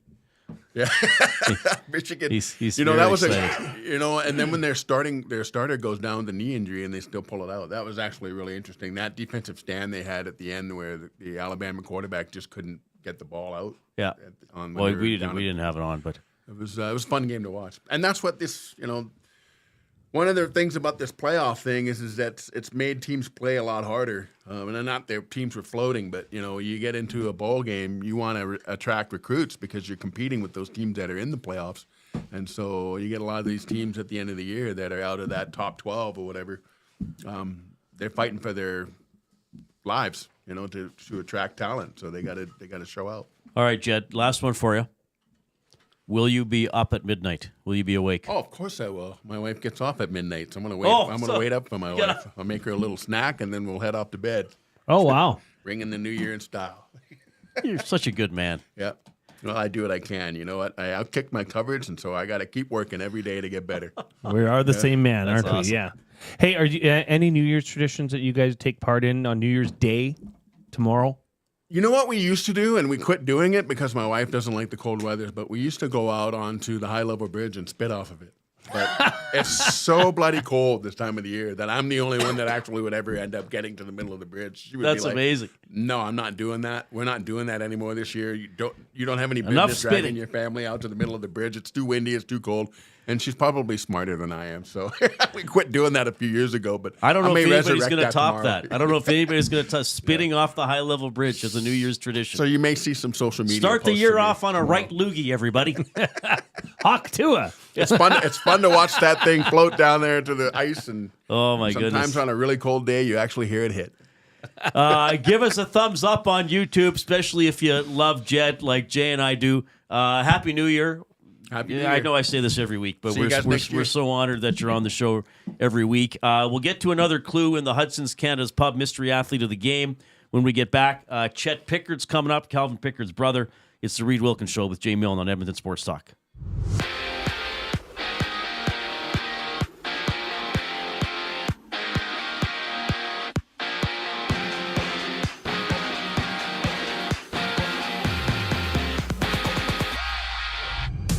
Edmonton has their final game of the year when they host the Utah HC, and you can tune into the GCL Diesel Oil Stream pregame show with Tom Gazzola and Hernan Salas live at 6 o'clock right here on ESPN Blues. Blackhawks Winter Classic has the Blues up 2-1 entering the second, and later the Devils meet the Ducks. Preds battle the Wild, and the Sabres go at it against the Sharks. And in the World Juniors, Czechia trails Sweden 2-0 before Canada plays the United States. And earlier, the Raptors dropped a 125-71 decision to the Celtics, while the Clippers get set to tip off with the Spurs. This sports update has been brought to you by Paramount Flooring, proudly family owned and operated for 33 years. Paramount Flooring is your full service flooring and tile supplier. Whether you're a homeowner, renovator, or builder, Paramount Flooring provides the flooring to fit your lifestyle and budget. Visit their showroom that's open 7 days a week at 10707 184th Street. Paramount Flooring, flooring for the life that you live. The Reid Wilkins Show returns on the other side of the break. I'm Zachary Kubusch, and that was your sports update. Don't feel like working? Join the Hangout. You never know what you might hear. Weekday mornings 9 to 11 on EdmontonSportsTalk.com.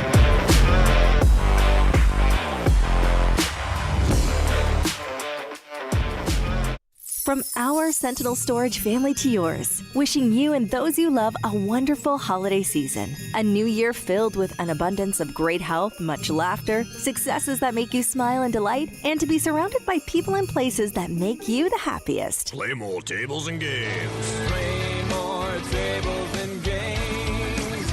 Make the most of your bad game. Oh, you want to, you need to, you know just what you've got to do. It's time to add some fun to your life. Make the most of your bad game.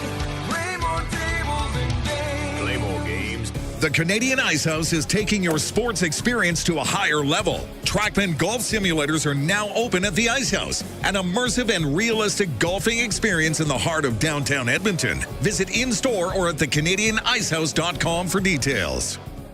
Gallo LLP is an Alberta-based accounting firm with expert chartered professional accountants in both our Edmonton and Sherwood Park accounting firms. Our experienced and innovative accountants provide financial advice that saves our clients money. Simply put, we help our clients protect their assets and grow their businesses. At Gallo LLP, they go beyond the numbers to ensure the continued success of your business. Reach out to Preet or John to discuss how they can help your business grow. Visit gallollp.ca today and see how they can help you take your business to the next level.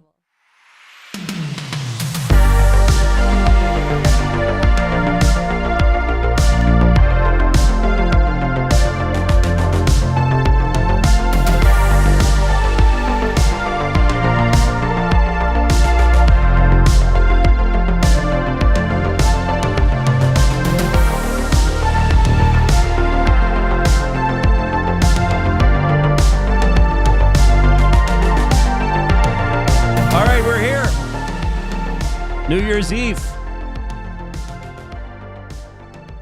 That's all I have to say. We're here, and it's New Year's Eve. You know, what I like about that Reid guy, he just states the obvious. 780-218-9999 to text the EST inbox. You can jump into the nasty chat, the diabolical dialogue on YouTube. A lot of you discussing Oilers and other stuff there. Give us a thumbs up if you're there as well, as we are slowly approaching our daily goal of 100, but keep clipping away. Was it Tango? Oh, that's what everybody's talking about. What? Chance the Rapper. That's what they're talking about in the nasty chat. Chance the Rapper. Yeah. He was performing during the first intermission. We turned it up, and he was terrible. I don't know. I didn't sound like he sounds. But that's like, Kub said that. He said, live rappers are, it's not as easy, right? Well, the second we were coming back from the break, you turned it up for a second. I was like, okay, like, who is this? And I thought Reid guessed it was Chance. Reid's like, oh, that's Chance. No, but I saw immediately. him earlier that they promoted he was going to be on. I have the best view of the ESTV, as I should. You do. Well, it was hashtag TV for Reid. It was me complaining about it that eventually got Jay. it. Thanks to my incessant whining. Tango, I used to work in the nasty chat. I work at City Furniture in Peace River. Before that, at City Furniture in Grand Prairie. Yeah, that's a big chain. It's good business. Really? City Furniture, yeah. You know of them? Yes, I do. Would you say you know every furniture store in the country? See, no. Province? No. Province, probably. Probably even like a small town one? Well, a lot of independents are, like City Furniture is one of the ones that isn't a part of a buying group. So a lot of places, like if you go to Westlock and there's a Westlock furniture store, they're probably part of a buying group, which is a retail group that they band together a bunch of smaller stores to give themselves buying power. But then you're limited to what you can do. So they're all essentially cookie cutter stores. City Furniture is on its own. I believe it's... Yeah, City Furniture. They're good. Awesome. Yeah. There we go. You and Tango bonding. We are. Yes. Who knew? I just want to get to this, Reid. Chris G. Hello. Is in the nasty chat. Chris G.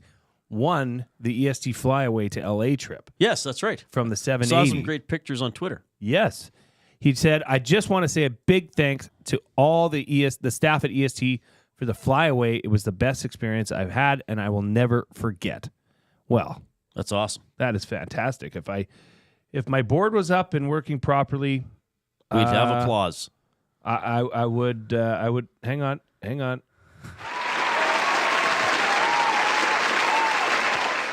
All right, that was beautiful. That's awesome to hear from Chris G. Third clue in the Hudson's Canada's Pub Mystery Athlete of the Game. We're giving away a $25 GC to Hudson's Canada's Pub. The third clue is Panthers. So the clues have been Oilers, 90, Panthers. 780-218-9999. You must text your guess. Maximum 3 guesses per number.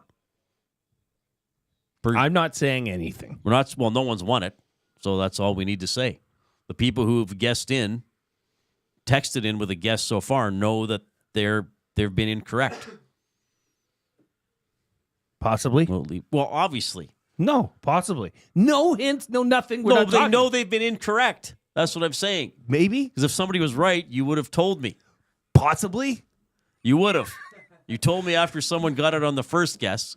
So you certainly would tell me if someone got it after the third. Maybe I would be a pleasure delay or. Maybe somebody might get it now. We'll see. With what? Oilers, 90, Panthers are the clues. Oilers, 90, and Panthers. This is when I got it. No, he didn't. No, that's not But true. you have no time to think about it when I run it by you in the bullpen. True. I just say, hey, here are the clues, and you quickly guess after each one. Portions of this hour presented by the Canadian Brewhouse.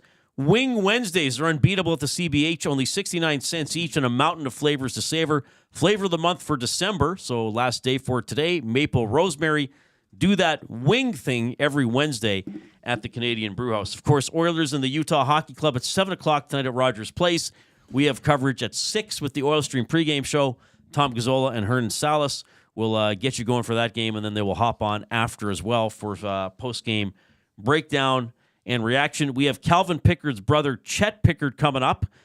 He was on the 09 World Junior team in Ottawa, playing goal for Team Canada. He and Dustin Tokarski were the 2 goaltenders. Was there a big goal scored that tournament, Reid? Yes, there was. There was. Well, there were several, but the Eberle one is the one that still gets played on all the TSN promos. I remember that. Was it 5 yesterday. seconds left? The tying goal against Russia? Yeah.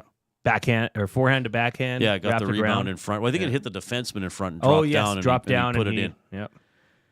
We are going to get to buying or selling for our buddy Damon Bunting, a consistent top-producing realtor in Greater Edmonton and among Western Canadian RE/MAX realtors. He and his team would love to help you find that right home or make the move from your current home. Community-driven, he understands what it takes to make a difference in our city. Check him out, DamonBunting.com, Instagram handle, Damon Bunting Real Estate. Buying or selling that Jeff Skinner comes back. We know he's coming back in tonight. Do you put him back into the top 6 and say, okay, this is who you're supposed to be? This is who you're supposed to be. Buying. You're buying that. What are you? You haven't said much about it. I know you had discussion, but what are you buying or selling?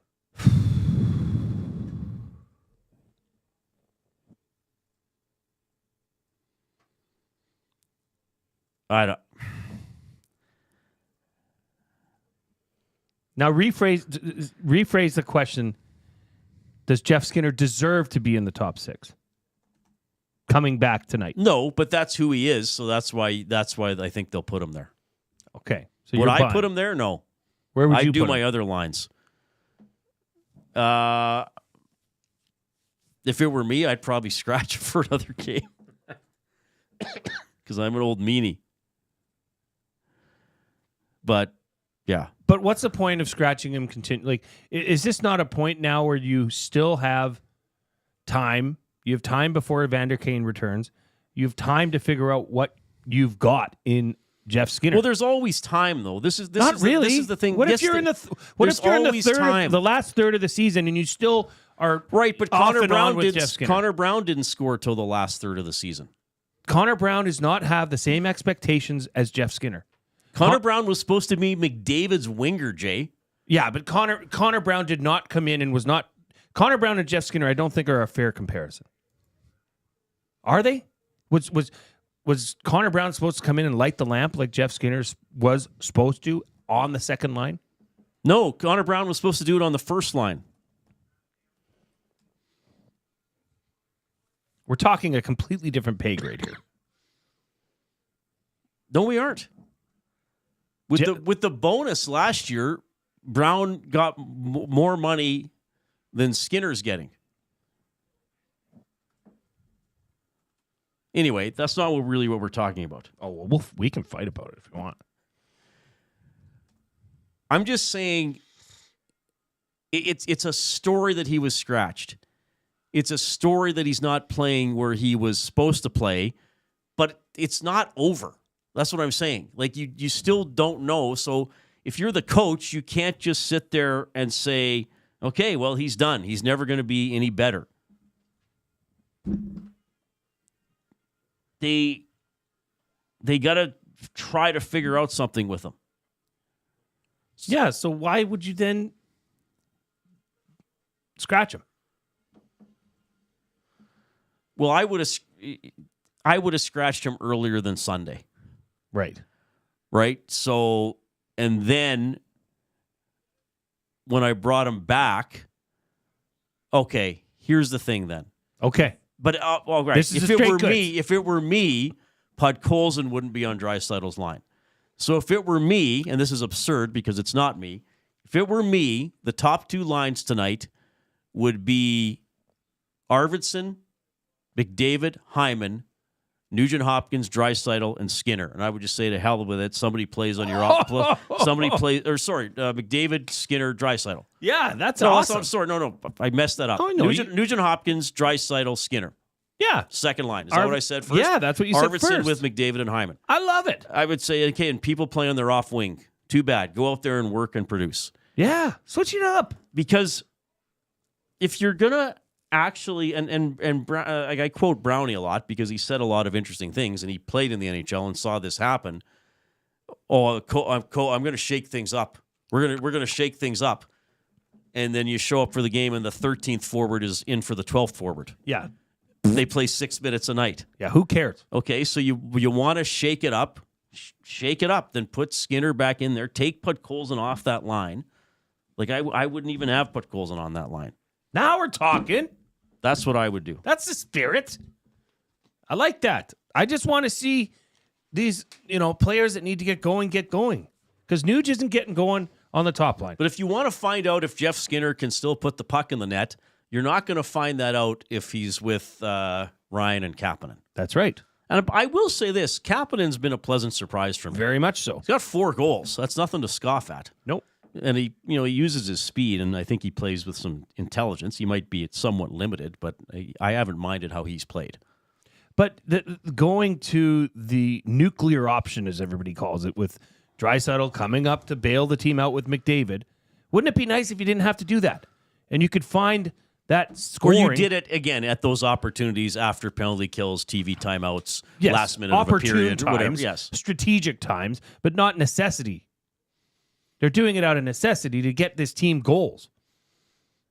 That's second line needs to produce more. Yeah. So this could be a win-win. And if it's as aggressive as you're saying, or if it's, swapping, maybe Podkolzin is the odd man out here. Maybe that's what's happening. Because he wasn't supposed to be there in the first place. He's proven he can manage it there. I don't know who they're going to scratch tonight. So if Skinner's back in, somebody's getting scratched. Is it easy just to scratch Derek Ryan again? I feel does Perry Derek miss Ryan a game? is a valuable commodity on the penalty kill in the circle. Yeah. But he doesn't play a lot 5-on-5. Do we need to go back to the 5-on-5 numbers for this team? They're not that good across the board. No. But if you want to ask me what my top 6 would be tonight, that's what it would be. McDavid centers Hyman and Arvidsson, and Draisaitl centers Nugent Hopkins and Skinner. Go out there and see if you can do anything. Chris G says you can't drop Podkolzin or Hernan. We'll have a complete meltdown. No, he wouldn't. I say that because I know Hernan's sitting right there listening. He's laughing. Yeah, I wonder. Coyote Steve says Perry will get scratched tonight. I wonder if that's what they're going to do is scratch Perry. This is an odd one here, Reid. It's not necessarily buying or selling, but it is an interesting question that will create discussion. Reid, is there one, this comes in from Coyote Steve earlier. Reid, is there one D-man that if you pulled the trigger for Oilers that you would make a trade for? Matheson, but I don't know if that's realistic. But yeah, I think Matheson's a good player. But we know what it's like with the Oilers and their cap situation and all that kind of stuff. But I think Matheson would fit in well. Quaddy says, give Perry a rest. He's like 60 years old already. I don't think he's quite that old.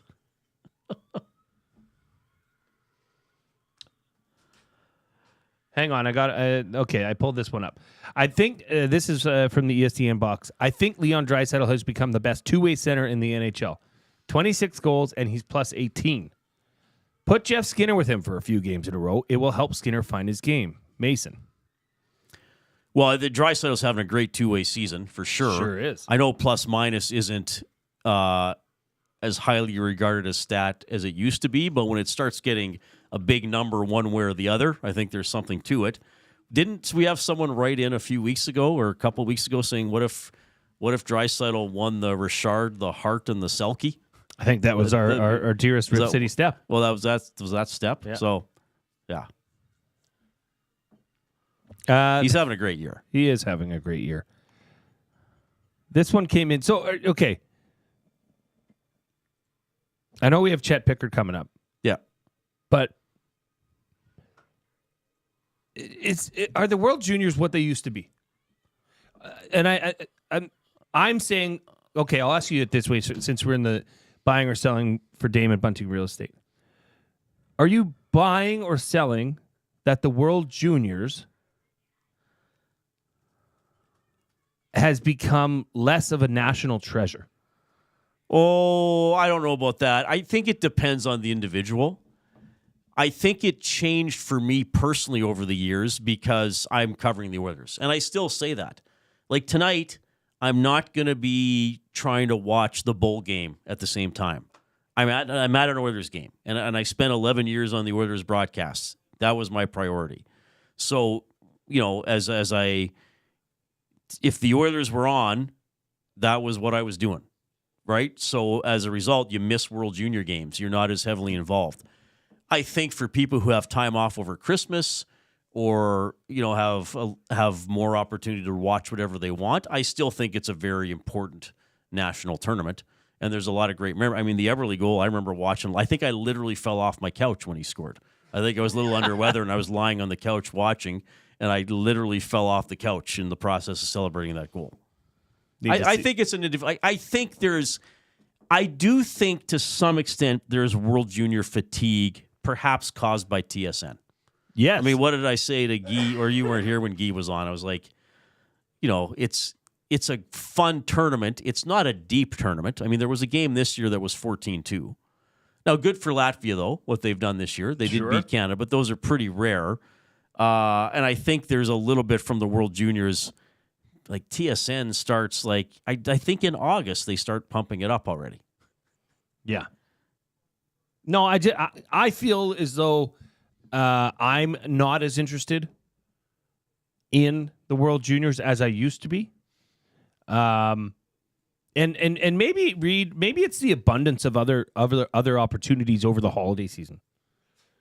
That was the main show. That was the main attraction on Boxing Day. Now that first game. Now you're fighting with other leagues. I mean, the NFL played on Christmas Day. Right. Then 2 days later, they had the Thursday. Like, there's other things going on in the sporting world that maybe wouldn't have been as prevalent or as available, 20 years ago. Right. Maybe that has a lot to do with it. There's other options, including the Oilers. Right. But I think there's a little bit of... I think a little bit with the World Juniors, it is a little bit maybe of wake me when they play a good opponent. Is it thrilling? Just now, Canada was supposed to beat Latvia badly, and they didn't. But is it always fun to see your team win a lopsided, or even if it's not lopsided, to outshoot a team badly, like they did a couple of times? 780-218-9999. We're going to get to Chet Pickard. We got Jay and I both have a top three, which is going to be fun. It's Edmonton Sports Talk, your clear choice for Edmonton sports.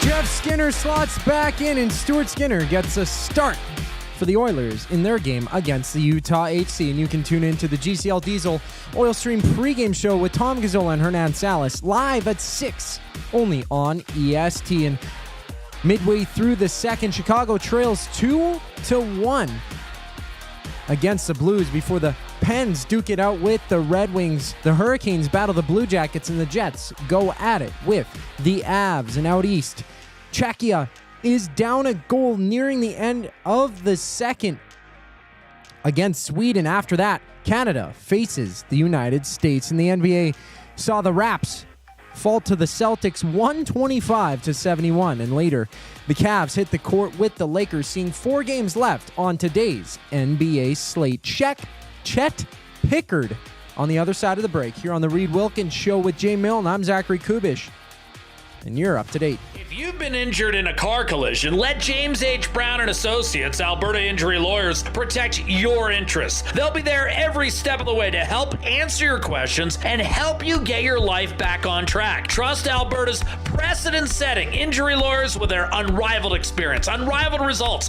and unrivaled commitment. When accidents happen, call James H. Brown and Associates, Alberta Injury Lawyers, 780-428-0088, or go to jameshbrown.com. Your home for live music and great performances is the River Cree Resort and Casino. When I'm up, I can't get down, can't get down, can't get level. Don't miss Canadian singer-songwriter Alan Doyle as he brings the East to the West, January 17th. I say, hey, hey, it's just an ordinary day, and it's on your state of mind. Get your tickets at River Cree Resort and Casino. River Cree Resort and Casino. Excitement, bet on it. Tommy Gunn's Barbershop is more than just a barbershop. It's a top-notch, tailor-made experience from check-in to check-out. Get a precision haircut, a classic shave, or a facial to step up your style. Just walk in, relax, and let Tommy Guns take it from there. Find comfort in knowing their team follows the code, which is their commitment to care for you as a customer. Check out Tommy Guns today, in-store or online at TommyGuns.com to bring out the best in you. Tommy Guns, where every cut is done right every time. Fuge Sausages makes their meat with nothing but the best local ingredients. From chicken, beef, and pork, their gluten-free sausages are packed with flavor. Every single bite. Get a 10% discount when mentioning Edmonton Sports Talk in-store, or use the code EST when shopping online at fugesausages.ca. Plus, you get free delivery on orders of $100 or more. Find them at 6736 99th Street. Fuge Sausages. You can't beat our meat.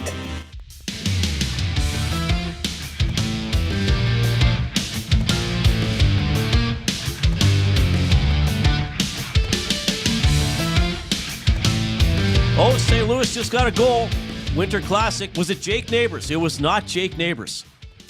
Jay Milne has put a little bit of a bet on Jake Neighbors on Coolbet to score in this game. He has not. St. Louis has scored thrice.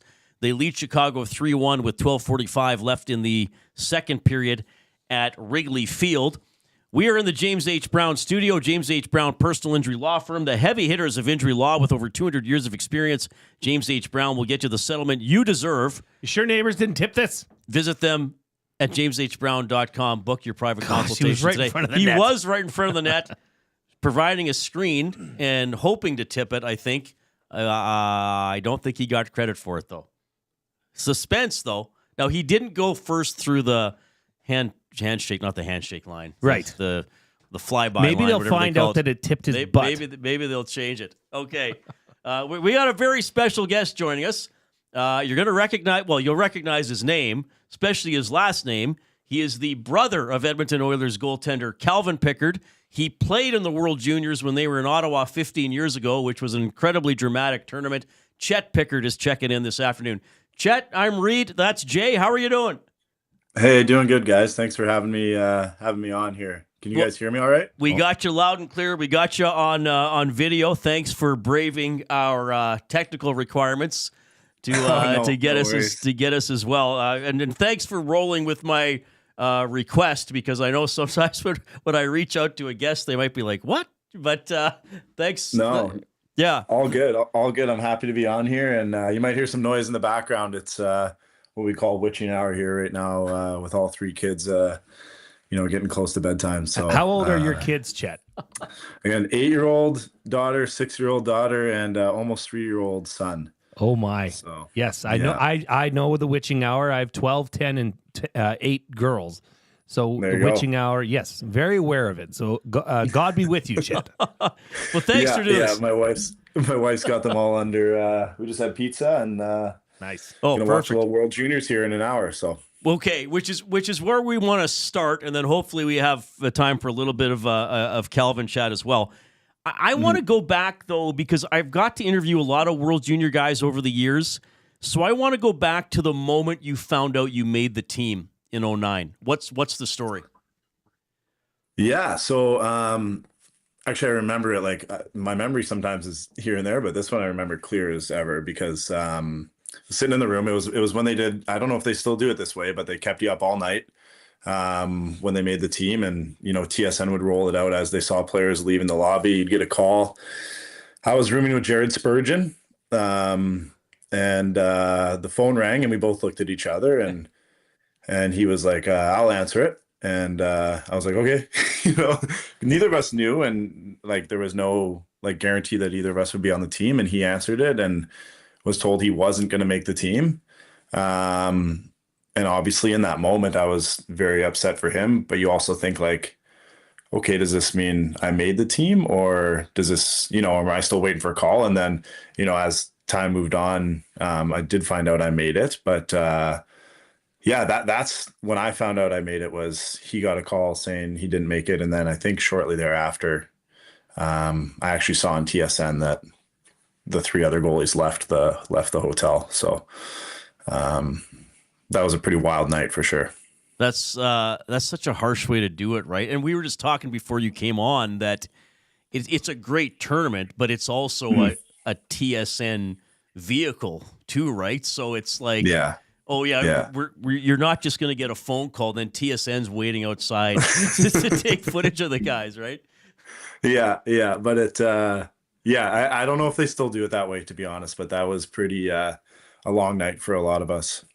So, and I went back and was looking at all the box scores because I was trying to remember. I think you and Tokarski split the pool games.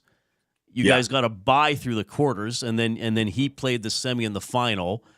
Yeah. What was the goaltending hierarchy? Like, did you? I know you want to play as much as possible, but was Tokarski identified as the number one? Was it kind of a competition between you guys? What was the goalie vibe like? Yeah, it was pretty funny because like he played in Spokane in the Western League, I played in Tri-City, so we always had that like inter division rivalry. But we came together for that tournament, and of course, goalies and competitors always want to play. But I think it was, we were whatever it took for that team, right? And he I think had tougher games in the round robin. For sure he did. I had Germany and Kazakhstan, and I forget who he played. And then I think it was like, hey, listen, we're going to go with him through for the semis to start the semis, and we'll go from there. So, but I, leading up to the tournament, I don't know if there was a hierarchy, but it's one of those situations where, you're there for the team, and I'm super happy the way it all played out in the end. All right. Well, as you should be, because I think you got the appropriate medal color in the end. I want to go through some of those games. So New Year's Eve, Canada beat the United States 7-4. Yeah. And then just to refresh people's memories, and I just brought up the Wikipedia page, the United States, though, led the game 3-0, 12 and a half minutes into the first period. Yeah, so amazing story. So like my best friend was on the U.S. team. His name's Colin Wilson, had a great career in the NHL. I forget who it was. For some reason, I was just thinking about this. I think it was James Van Riemsdyk. When they went up 3-0 early, he skated by our bench and like did the whole jersey thing, this to the crowd in Ottawa. And it kind of like right after that moment, all of a sudden, I think it was like 6 or 7 straight unanswered. And I think a few guys on our teams did it back to their bench, of course. But that one was obviously a super special game and moment, and atmosphere was insane. Chet, I wanted to ask you. Well, first, I got to ask you this because everybody's asking this in the nasty chat. We're on YouTube, so people can chime in whenever they want. And you have a striking resemblance to your brother. Is this something where when you come to Edmonton to watch, or have you been mistaken? And you must have been mistaken for him. And how do you handle that? I get mistaken for Calvin a lot. I think as we've gotten older, we look more and more alike. I was actually getting my hair cut a few weeks ago, and there was this guy walking behind me in Winnipeg, and I remember this because the Oilers were in Nashville, and this guy's like walking back and forth behind me, and then all of a sudden he's like, "Calvin, what are you doing here?" And I was like, no, like not Calvin, but it happens a lot. But and I understand why. We do look pretty similar. Pretty much it's very simple. I'm not Calvin. I'm his older brother, and we look similar. Well, I'm going to send you out a personal challenge to just ride with it next time and say, "Whoa, didn't you hear?" I just take games off to go get a haircut. I just come to Winnipeg. He's my barber forever. I wanted to ask you specifically back to the 09 World Juniors. You're on Team Canada. You're the goalie. You're playing in Ottawa. In Canada. I mean, what was that pressure like to normal, regular Joes like us? We don't understand. Can you give us a glimpse of what the pressure is like being Team Canada goalie, playing World Juniors in Canada? So I think we benefited a little bit. We were kind of before, there wasn't a ton of social media. There wasn't that big of an influence as there is now. The team did a really good job of like just keeping us together, keeping us in our little bubble there. And we had a really good team. Like we had a really good team. We were really well prepared. We had a lot of tight games. Looking back on it, of course, he felt like the pressure. But I think we always believed in our team, and we had a lot of really good coaching. Like if you look at the coaching staff we had, like all the way down to our video coach and fourth or fifth assistant coach, they all ended up being successful NHL or professional coaches. So I think they did a really good job of just keeping us in the moment, right, and enjoying it. And that's really what I remember the most is we all got along so well and had so much fun together. All right, Chet Pickard joining us on the Reid Wilkins Show with Jay Milne, goaltender on the 09 World Junior team, Calvin's brother. You guys won the gold medal. But that tournament is more remembered for the game against Russia. Yes. The semifinal, another comeback win for kind of a back and forth game, but you're down late. Jordan Eberle, who at the time was an Oilers prospect, ties it with 5 seconds left, and then you guys won in a shootout. What was your view? What do you remember about the Eberle goal? Yeah, I think that was for sure like the game or the highlight you see at every World Juniors is Eberle scoring that backhand goal. I think like the crazy thing is like I think it was 4 years in a row, and we were going for 5 years in a row of gold medals, something like that. And at that point, I think a lot of us in our minds kind of were like, "Oh, geez, like is it over?" And then I think it was off a face-off. Ryan Ellis knocked the puck down, gave it to Eberle, and we scored. And then it was kind of like, obviously we felt pretty good in that moment, but the emotions were, I think, pretty crazy. And then going into that gold medal game, I don't think anything was stopping us then. All right. And you beat Sweden for the gold medal. I got to ask you some stuff about Calvin and the Oilers. I've got to interview Calvin a couple times. I even got to interview your mom during the playoffs last year on a pregame show when I was on the station that was carrying the game. So that was pretty cool. Everything I hear about Calvin is that he's like such a great team guy. Like he's that perfect backup goalie, right? To support not just Stu Skinner, but just everybody. Tell us where that comes from. You know, what can you say about Calvin's personality and who he is as a teammate? I think Calvin's always had that personality. Like if you look at his friend group from Winnipeg, he's got all his buddies they've been so close since day one, and they all keep in such good contact with each other. And I'd say like Calvin's got a lot of really good things about him. Like he's got an incredible work ethic.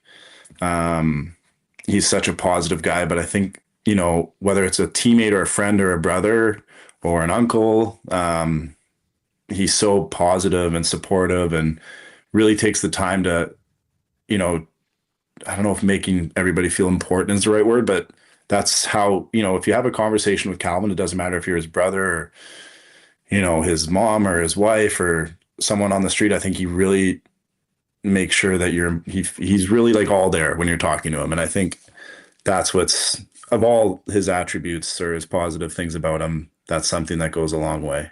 What was it like for you as a sibling of a player going through the Oilers playoff run last year? It was pretty exciting to be part of. I mean, obviously, like from a distance, I did get to a handful of games, but it was pretty fun to like kind of be just a part of it, like anybody else, just to be a fan of the team and to really kind of just support those guys and it was super exciting. Hopefully get a chance to do it again, but I think looking back on it, it's amazing. Like people in Winnipeg are still like, oh man, we really want Calvin to get back there. We're so excited for that team. It was so amazing, like supporting Calvin last year in the Oilers. And it was just so cool to be part of it like everybody else. Yeah. I know I said we wouldn't keep you too long, so good. I'm good. You played pro. It took you to Europe as well, so you had a lot of great experiences. What are you up to these days? How are you keeping busy besides supporting the Oilers? Yeah, I actually work in hockey. I work in youth hockey, so it's a company that's called Play Hockey, and we run youth hockey tournaments all over the world. So all over North America and Europe. To be honest, I wasn't going to be involved in hockey at all when I retired in 2022. But a guy actually I met at our family cottage just came up to me and asked me if I wanted to try something out, and I've enjoyed it. It's different for sure than playing hockey. It's more behind a computer and organization and communication, but there's a lot of former hockey players involved in it, and I think that's the really cool part about it. All right, so are you playing? Did you join a men's league, or are you like? Yeah, so I play on Wednesday nights with a group of friends and some new friends that I've met here in Winnipeg, but I'm no longer a goalie. I'm a high risk. I don't actually know what I would define my game as, but actually, one of my favorite Edmonton Oilers players, skill-wise, was Ales Hemsky. I try to play like him, but I don't have the skill or anything like that. So it's mostly turnovers and that. So I've heard that a lot, though. A lot of the former goalies, when they play post-career, they're like, "Hey, I'm not a goalie anymore. I want to play out." I don't think our egos and our bodies could handle the getting scored on by the regular guys. Chet, awesome. It's New Year's Eve, and obviously that brings New Year's Day tomorrow. Yeah. We asked earlier in the show, it was one of our questions, it was our off-topic topic, if you have any sort of a New Year's Day tradition that you have done with your family or your friends, or do you guys got anything like that in the Pickard house? No, actually, we don't have any New Year's traditions. I feel like for the last week straight, we've been going through traditions. So actually, we're not doing a whole lot. We made homemade pizzas with the kids. We're going to make some cookies and then watch the hockey game, watch the Oilers game later if the kids won't even be up that late. But my wife's a teacher. So we enjoy, a few days of quiet here post-Christmas before get back in the action for sure. Chet, this was great to meet you. Really appreciate your memories and your perspective. Thanks for being so generous with your time. Happy New Year, and enjoy the Oilers tonight and the rest of the season. We really appreciate your time. All right, thanks, guys. Thanks for having me on. Right on. Chet Pickard checking in this afternoon on the Reid Wilkins Show. So, former World Junior goalie, some great memories from Ottawa in 2009, and like thousands of you, enjoying the ups and downs and the drama of the Oilers playoff run in the spring, and ready to watch, well, probably like a lot of people, unless you're going to the Oilers game, probably a lot of flipping tonight. Yes. Canada, USA, and the Oilers and the Utah Hockey Club. Though the Canada game starts an hour before the Oilers game, right? So, anyway, that was awesome. I'm glad we were able to get in touch with him and get him on the show. Did you catch who scored for the Blues? Dylan Holloway. Having a good year. Yeah, not bad. He would have been good on Dreisaitl's line. I would agree with that, or wherever. No. He's a good player, for sure. All right, 780-218-9999 to text the EST inbox. You can jump into the nasty chat on YouTube. Continue to give us the thumbs up and tell 2 friends to give us the thumbs up as well and subscribe to the station. Do we do a clue? We'll do a clue when we get back, and we're going to get to my top 3 as well. It's Edmonton Sports Talk, your clear choice for Edmonton Sports.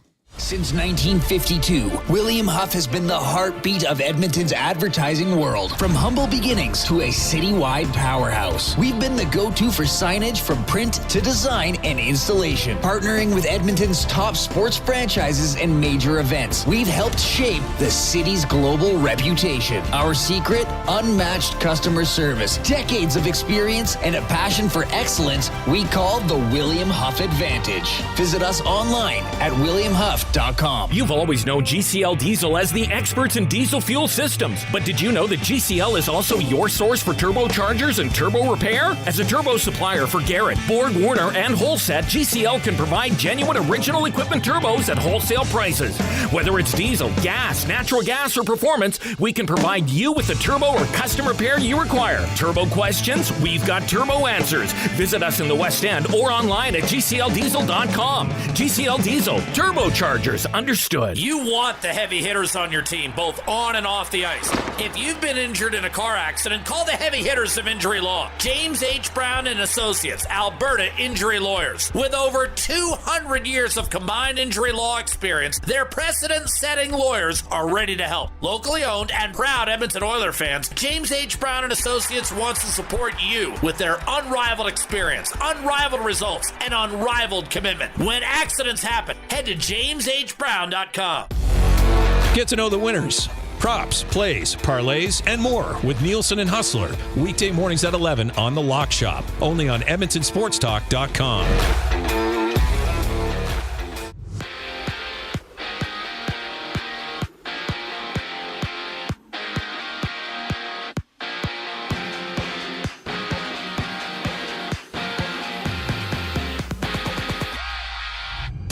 Jeff Skinner returns for Edmonton when they play the Utah HC.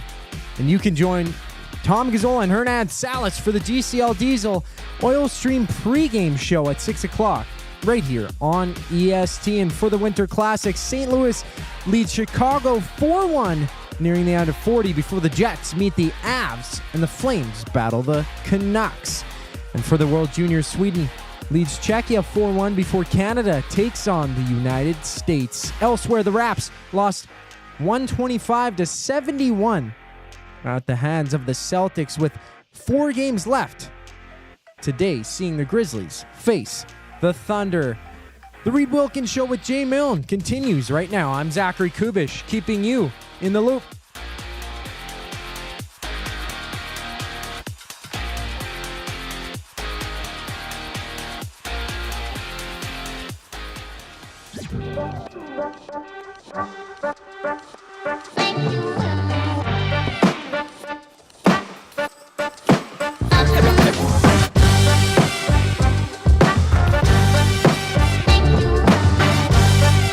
Great to have you tuning in this afternoon. We just talked to Chet Pickard, Calvin Pickard's brother. Chet, of course, was a goaltender on the 2009 Canadian World Junior team that won gold in Ottawa, as this year's World Juniors are trying to do. They had a comeback from 3-0 down to beat the United States on New Year's Eve.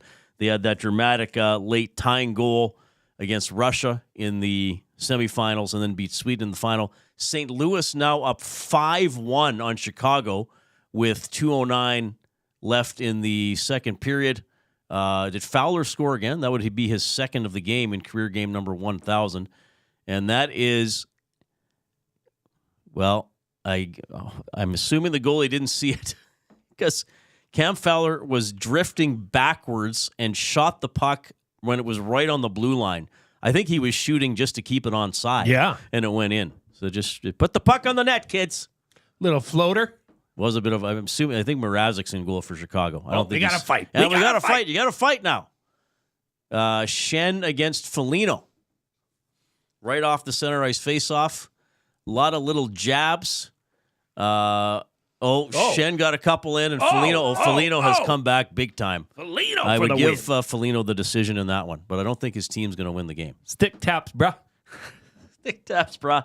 Let's do the fourth clue. No one's won it. We're giving away a $25 Hudson's Canada's Pub gift card for the mystery athlete of the game. So I give clues. You get a text in your guesses.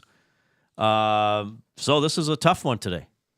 You don't say. Fourth clue is Cowboys. So the clues have been Oilers, 90, Panthers, Cowboys.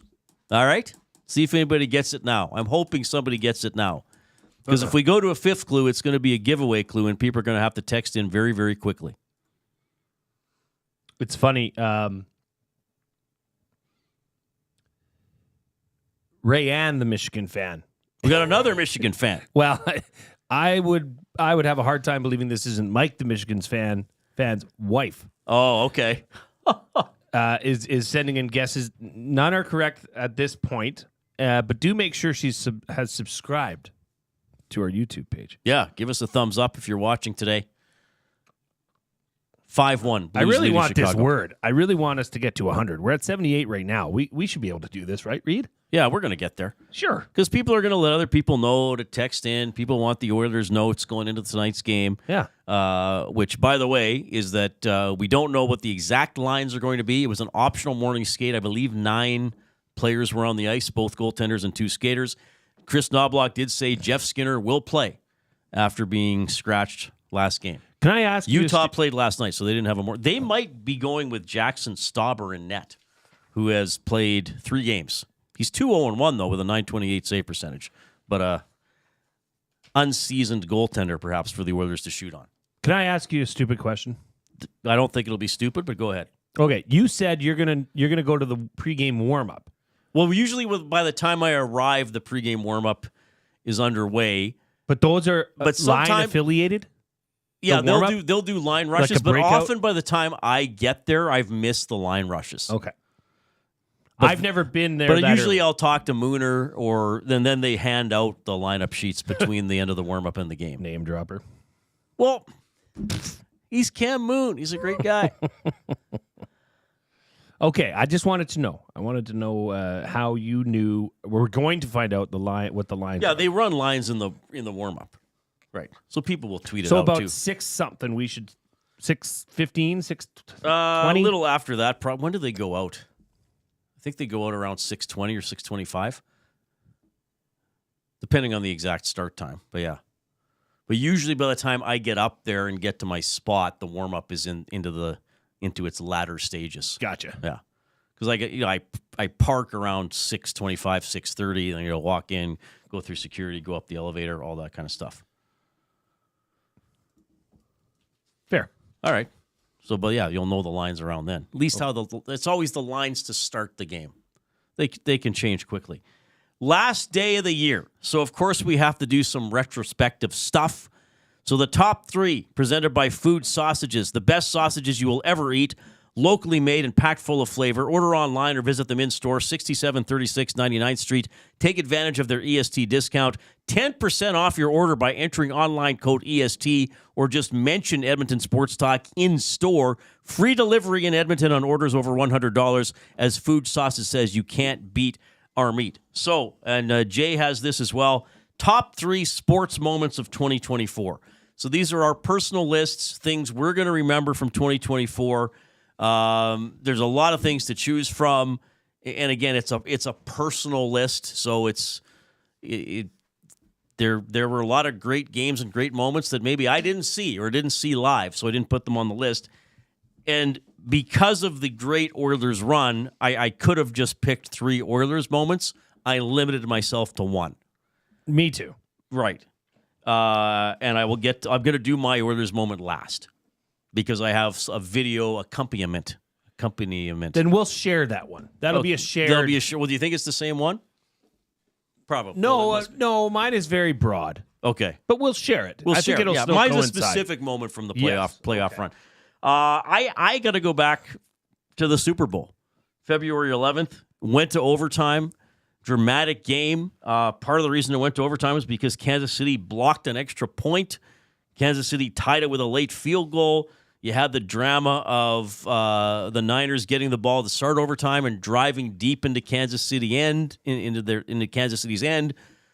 Now, a touchdown wouldn't have won the game under the playoff rules, but it would have still given them an advantage. They decided to kick the field goal. Kansas City comes back down. They had to make a fourth down along the way. I know it was a shorter one. And then they had the great play to get the winning touchdown. So it was a great Super Bowl. A lot of storylines. Kansas City won their second in a row, their third overall since they've had Mahomes. I guess their fourth as a franchise. So I think that was a very memorable Super Bowl. So I'll make that one of my top sports moments from 2024. Very memorable Super Bowl. Because San Francisco was quite dominant in the first half of that game. They had that game. Kansas City came back and stole it. Very good game. My first overall here, Reid, is quite broad as well. But I'm just going to go with the Paris Olympics. Oh, the whole Olympics? The whole Olympics. So even like the men's weightlifting? It's all in there. Even the breaking, which I was not a fan of. I hope it never sees the light of day. I went quite specific with mine. Well, my next one is a specific play. Well, you be you and I'll be me.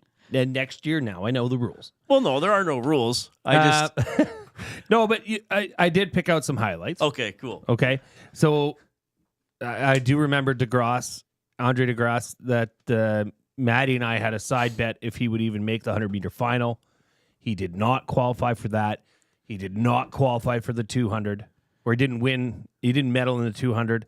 But then they come back and win the men's 4x100 relay. That would be the one, I think, if you had to pick one. No. Okay, sorry. No, if you're going to pick... My bad. If you're going to, then you have Edmontonian Marco Erop, silver men's, in the men's 800 meter. Oh, yeah, that was cool, yeah. But not the one.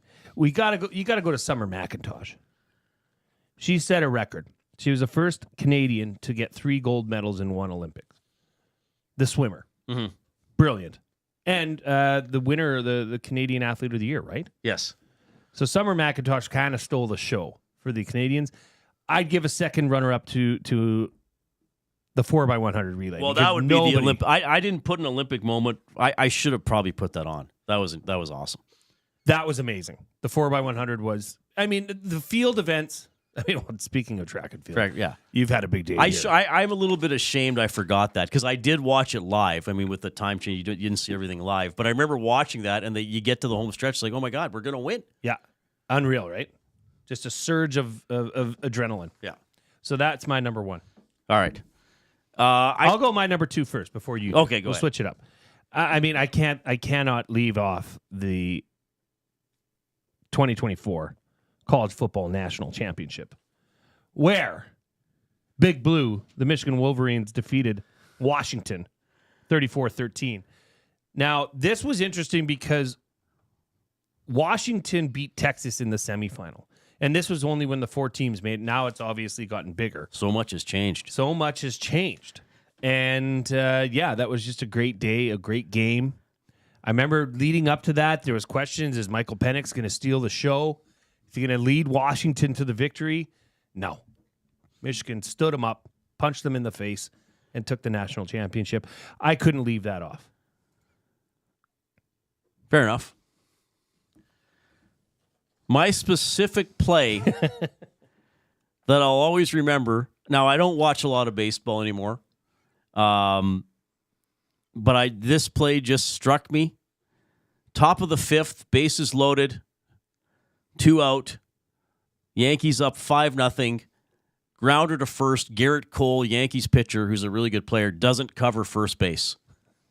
And that sparks a 5-run rally by the Dodgers to tie the game, and eventually they won the game and won the World Series. I will just always remember that play because...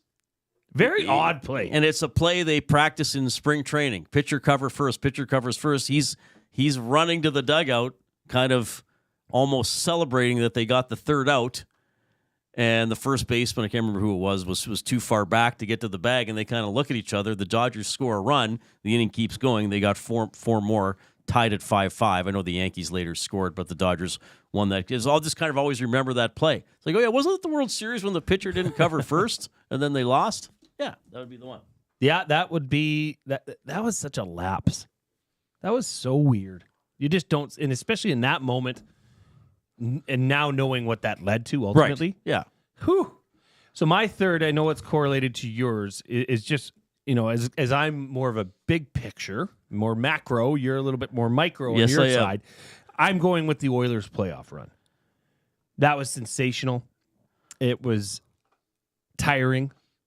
It was all of everything you could imagine, but just to see them get to the Stanley Cup final, and then to have that mini, the Stanley Cup Finals in its own, which could be standalone. Well, coming back from 3-0 to force a Game 7, what do you say? Well, and see, I'm more inclined to remember specific moments, and there were a lot during the playoffs. I mean, Bouchard in the final minute of Game 4, shortly after the Canucks had tied it with a goal on Calvin Pickard. The Bouchard overtime goal in Game 2. Vander Kane scoring while Living on the Prayer was being sung in Game 6 against Vancouver. McDavid in double overtime against the Stars. Game 4 against Dallas, the Oilers being down 2-1 in the series and 2-0 in the game, and then taking over. I think Janmark got a shorthanded goal in that game. Game 5 in Dallas, the Oilers just played an incredibly thorough game. The Stanley Cup final, I mean, the games 4 and 6, 8-1 and 5-1. But I remember specifically, I remember when Nurse scored the goal that chased Bobrovsky about 5 minutes into the second period, and McDavid kind of dropped it to him, and Nurse fired it in, and I remember Nurse, peeling and looking up into the crowd and giving a yell and his fist in the air, and then on TV, which I saw later, they cut to his sister cheering. But the moment I'm going to pick, and Kub has my video of this, I tweeted this out the night of the game, was clinching the West. Now, if they would have won the cup, that obviously would be my number one moment, or maybe if there would have been a goal in the cup clinching game. But this is my view from the Ched booth where I would do the games, and Jack and Bob actually call the games from a lower row. So this is the final few seconds. We're going to see Bouchard shooting it around, and the shot from Robertson went wide. Heiskanen tries to keep it in at the line. It's off. I got the whole sequence memorized. Can we play it with sound? Yeah, let's do it with sound. I'd love to. Sure. With sound, it's just, it's incredible.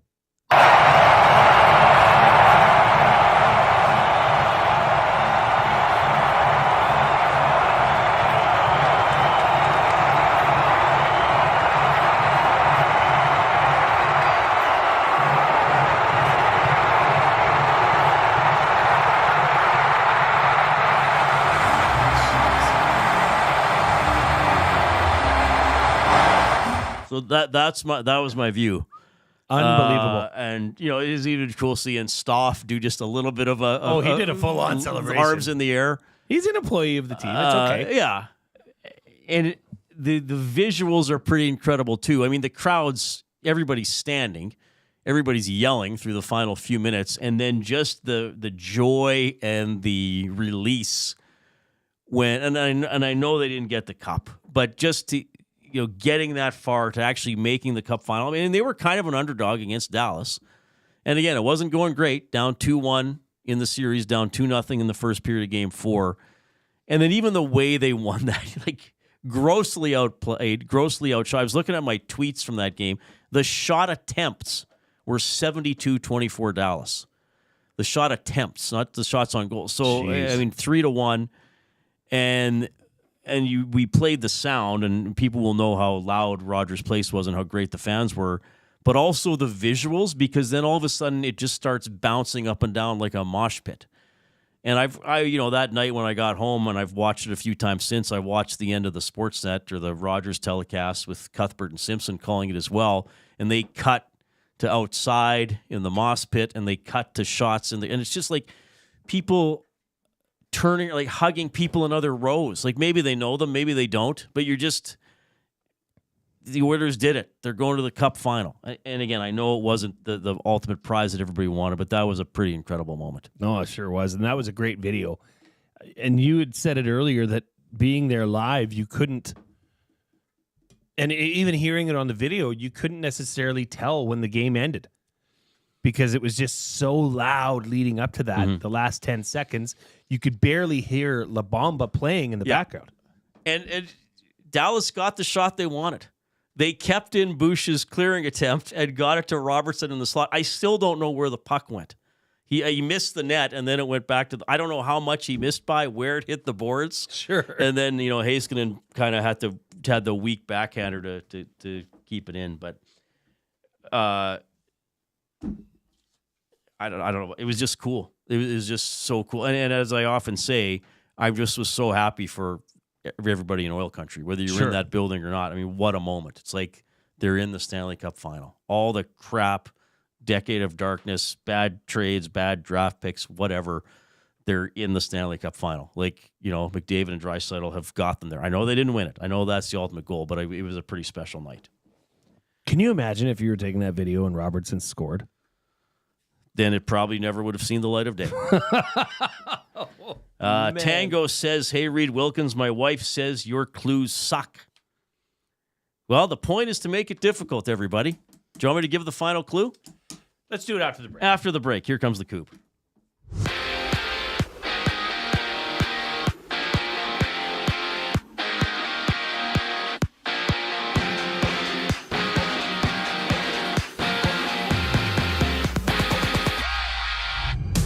Edmonton plays their final game of the year when they host the Utah HC, and you can catch the GCL Diesel Oil Stream pregame show with Tom Gazzola and Hernan Salas live at 6 only on EST. And the Blues Blackhawks Winter Classic sees the Blues up 5-1 at the end of the second, and later the Devils meet the Ducks. Preds battle the Wild, and the Sabres go at it against the Sharks. And in the World Juniors, Czechia trails Sweden 4-2 in period 3 before Canada plays the United States. And earlier, it was the Raptors dropping a 125-71 decision to the Celtics. Well, right now, the Spurs are up 6-4 on the Clippers early in the first quarter. The Reid Wilkins Show returns on the other side of the break. I'm Zachary Kubusch, and that was your sports update.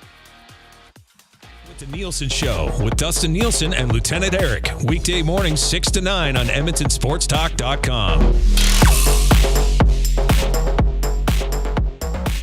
From our Sentinel Storage family to yours, wishing you and those you love a wonderful holiday season. A new year filled with an abundance of great health, much laughter, successes that make you smile and delight, and to be surrounded by people and places that make you the happiest. Edmonton Sports Talk delivers a mass audience of key, influential customers to your business, all while you associate your company brand with the biggest names, the hottest sports news, and teams from every league around the globe. Oilers and Elks, NHL, NFL, Major League Baseball, and the Association, Formula One, soccer, golf. Oh, sweet mama! The excitement is palatable on Edmonton Sports Talk. It's where fans go to get their sports fix and where our partners find the most loyal consumers. Contact us today and see how our team on Edmonton Sports Talk can score the biggest goals for your business. With various advertising options available, email business@edmontonsportstalk.com or head to our website and send a message at edmontonsportstalk.com.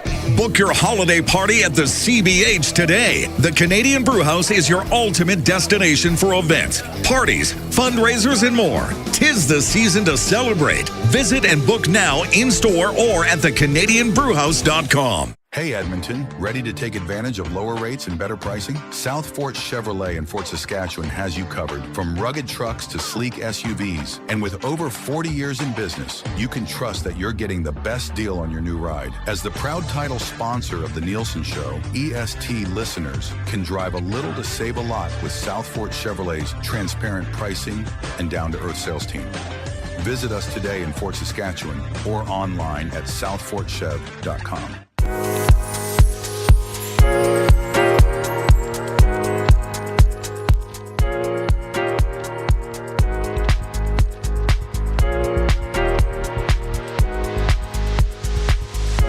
Coming to you from the palatial James H. Brown studio. James H. Brown Personal Injury Law Firm, the heavy hitters of injury law with over 200 years of experience.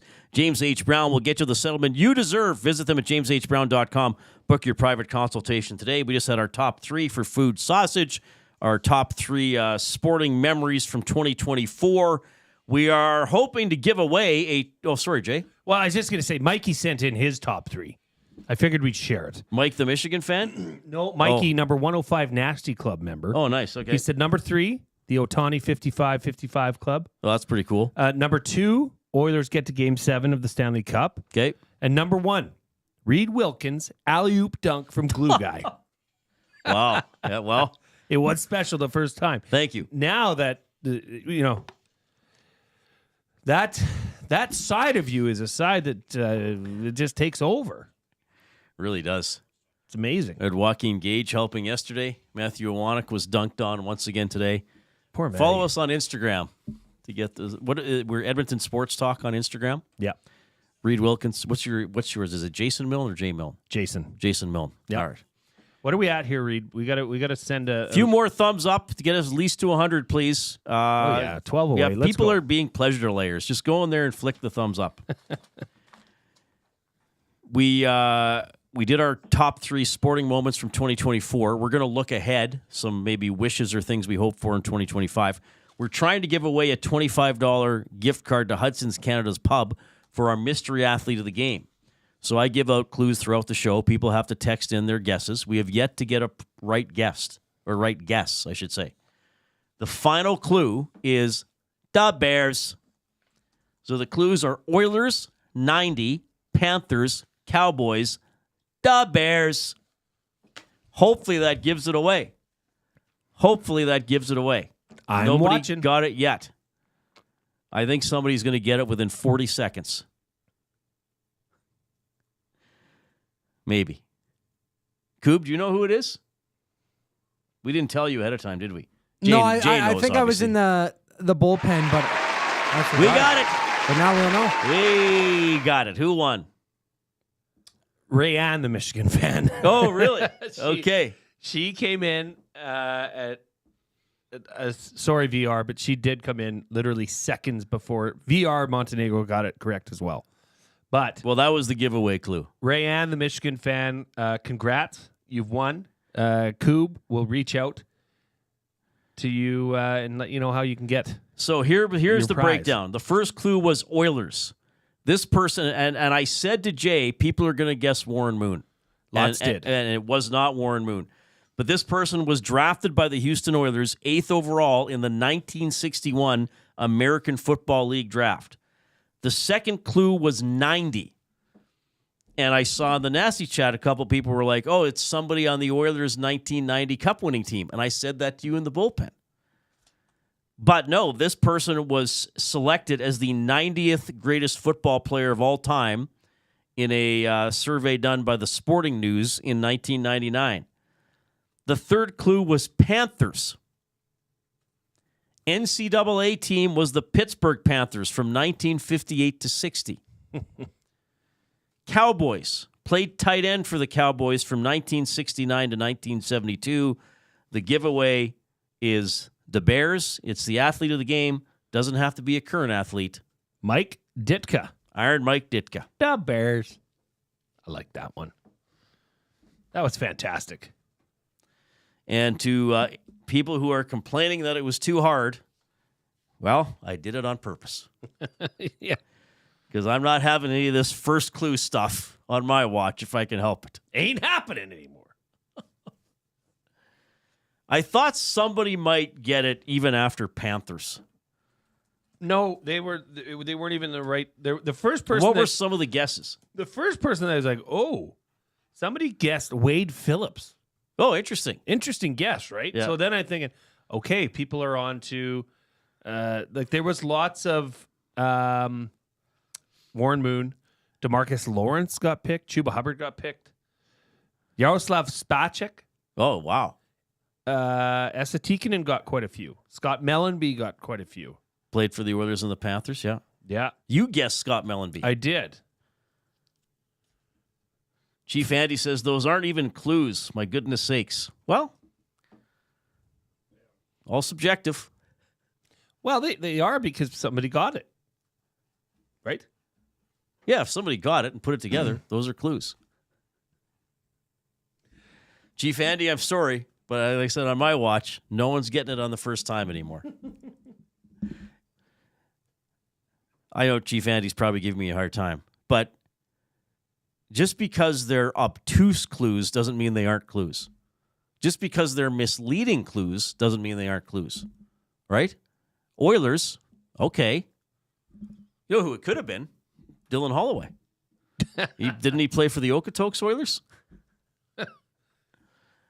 It very well. So it starts broad and it narrows it down. You got to think.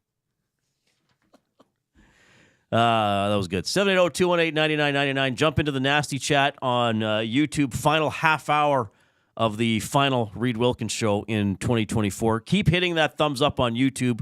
We are on the verge of getting to 100, and then Jay will give us the mystery word. Tell 2 friends to go in and give us a thumbs up as well before they settle in to watch the Oilers and or the World Junior game. So we're not going to make New Year's resolutions on this show. No. And quite frankly, we love you, but we're not interested in yours. Well, what? I'm just being honest. Okay, I mean, you said it. I'm just being honest. Sure. I think people would expect that from me. I think they would. I think if people were like, who's the last? If people were like, who's the last person who would care about my New Year's resolution? People would probably say Reid. That's right. If there's anybody that could have been you, and you did it so, And it doesn't mean I don't love everybody. No, it's you just love all. I don't have to be. I can love somebody and not be interested in everything about them. Right? That's right. I think that's important in a relationship. Sure you is. have your things, I'll have mine. That sometimes we can do separately.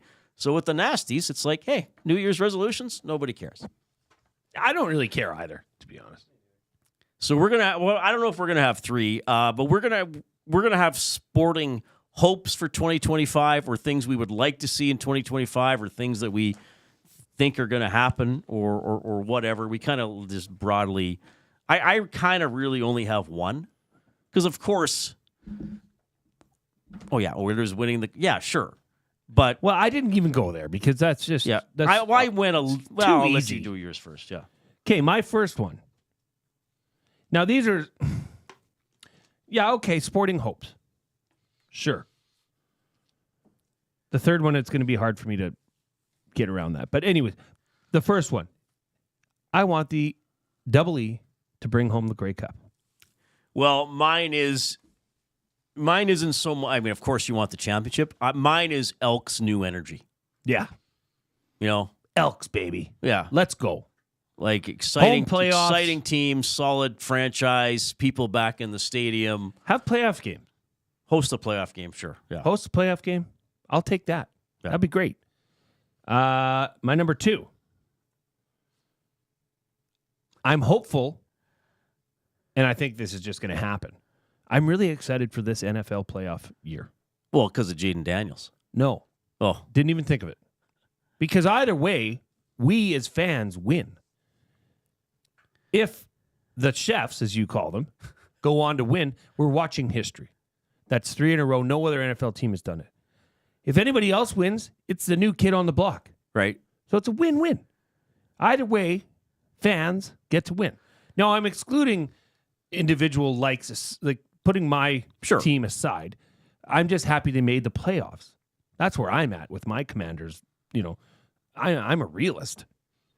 But these playoffs are going to be exciting. And I could see it going. I could see the Chiefs winning it. I could. I could also see the Lions winning it. I could see Josh Allen and the Bills getting over the hump and getting the job done. There's so much, I guess, parity right now in the playoff picture that anything could really happen. Well, the NFL is a great spectacle, great theater. I think storylines often abound in the postseason, but I would agree with you that I think there are even more than there usually are. Yes. You touched on the Chiefs. You touched on somebody trying to beat the Chiefs. You touch on, does Josh Allen join the club, or does he remain an outstanding quarterback who doesn't have a championship? I do think having Jaden Daniels there is a storyline.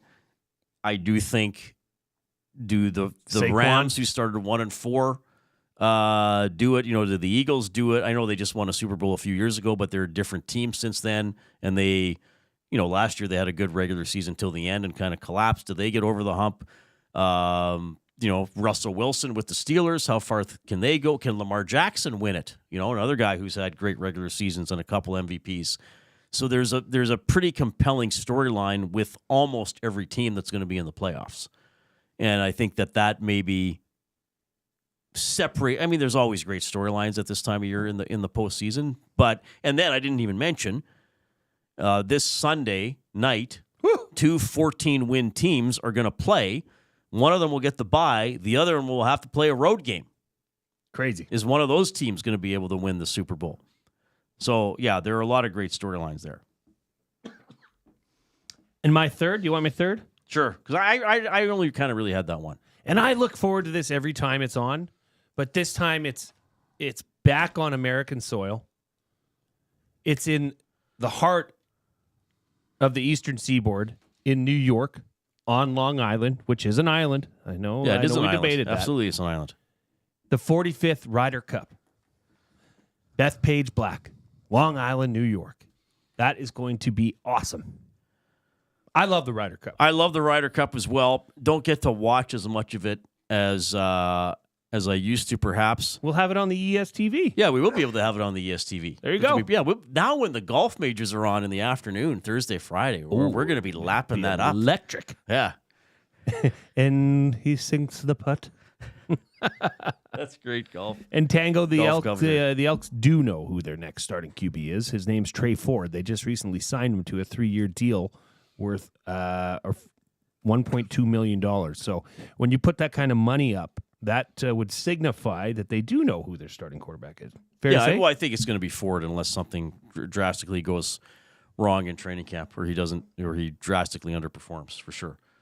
But yeah, there's already a new energy around the Elks, but I want that to continue once they're actually on the field. I mean, It's easy to be optimistic, and you hope that there's optimism in the offseason, but yeah, hopefully it translates onto the field. Just more wins, more solid, just more relevant, more energetic. Well, you see what happens when they win a few games.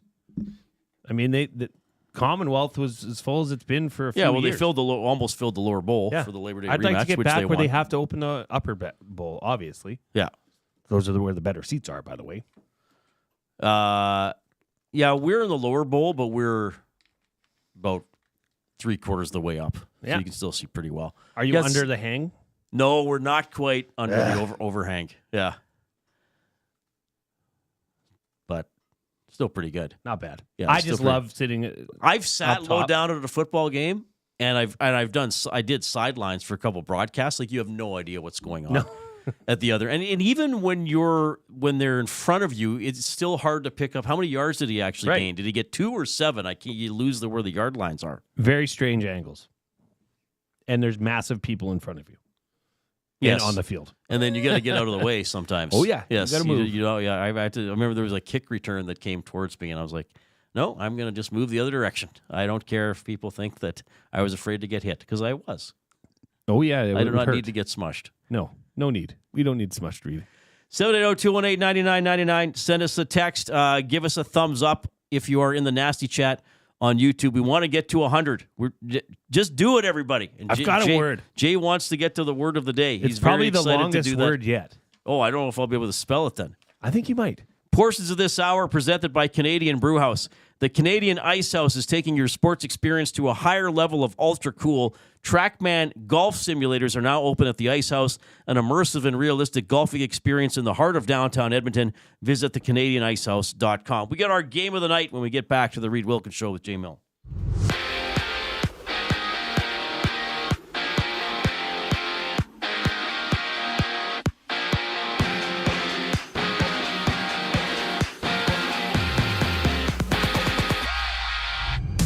Jeff Skinner slots back in, and Stuart Skinner gets a start for the Oilers in their game against the Utah HC. You can tune into the GCL Diesel Oil Stream pregame show with Tom Gazzola and Hernan Salas just an hour before puck drop at 6, only on EST. And right now, Chicago trails 5-1 against the Blues in the third before the Pens duke it out with the Red Wings. The Hurricanes battle the Blue Jackets, and the Jets go at it with the Avs. And out east, Czechia is down by 2 goals with under 5 minutes to go in their game against Sweden. Meanwhile, Canada gets set to face the United States. And on the court, the Spurs are up 23-15 entering the second quarter before the Timberwolves and Thunder tip off at 6. The Reid Wilkins Show wraps up with their final segment before 2025 on the other side of the break. I'm Zachary Kubusch, keeping you in the loop. Your home for live music and great performances is the River Cree Resort and Casino. When I'm up, I can't get down, can't get down, can't get level. Don't miss Canadian singer-songwriter Alan Doyle as he brings the East to the West, January 17th. I say, hey, it's just an ordinary day, and it's on your state of mind. Get your tickets at River Cree Resort and Casino. River Cree Resort and Casino. Excitement, bet on it. Looking for a winning strategy for your retirement? Contact me, Joaquin Gage at K4 Financial, where expertise meets dedication. I will always look for a careful approach to your retirement, ensuring your financial future is secure. From tailored strategies to clear, actionable advice, I'm here to guide you every step of the way. Don't leave your future to chance. Get in touch with me, Joaquin Gage, today at k4financial.ca or email joaquin.gage@k4financial.ca to start planning for a brighter future and a more secure retirement. Edmonton Sports Talk delivers a mass audience of key, influential customers to your business, all while you associate your company brand with the biggest names, the hottest sports news, and teams from every league around the globe. Oilers and Elks, NHL, NFL, Major League Baseball, and the association, Formula One, soccer, golf, oh sweet mama! The excitement is palatable on Edmonton Sports Talk. It's where fans go to get their sports fix and where our partners find the most loyal consumers. Contact us today and see how our team on Edmonton Sports Talk can score the biggest goals for your business. With various advertising options available, email business@edmontonsportstalk.com or head to our website and send a message at edmontonsportstalk.com. Fuge Sausages makes their meat with nothing but the best local ingredients. From chicken, beef, and pork, their gluten-free sausages are packed with flavor. Every single bite. Get a 10% discount when mentioning Edmonton Sports Talk in-store or use the code EST when shopping online at fugesausages.ca. Plus, you get free delivery on orders of $100 or more. Find them at 6736 99th Street. Fuge Sausages. You can't beat our meat.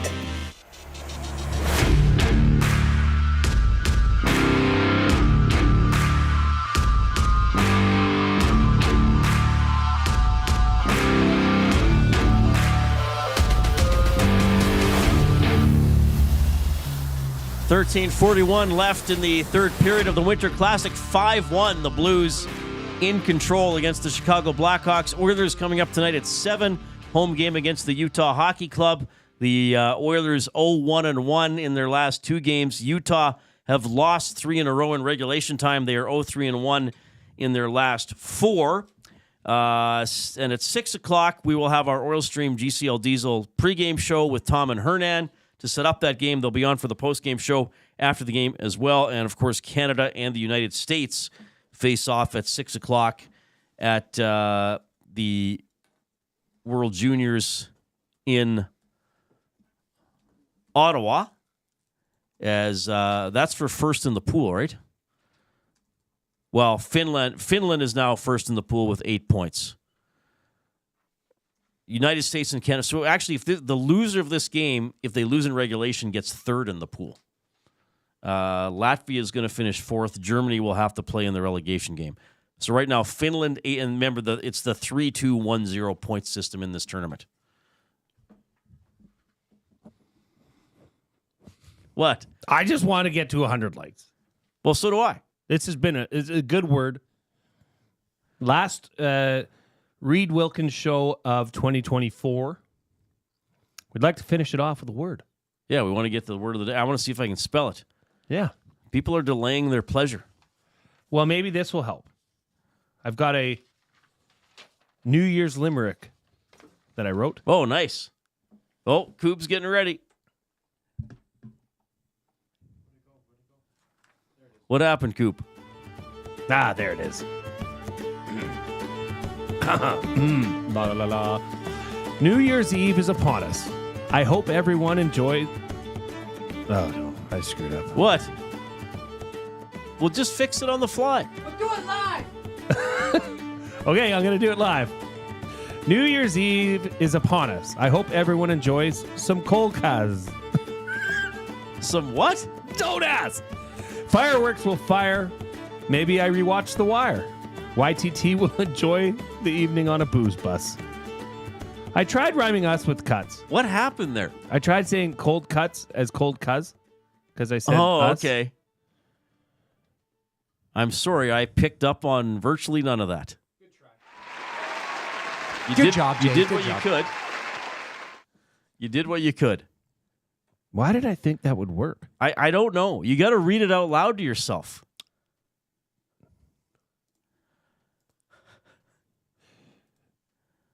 Okay.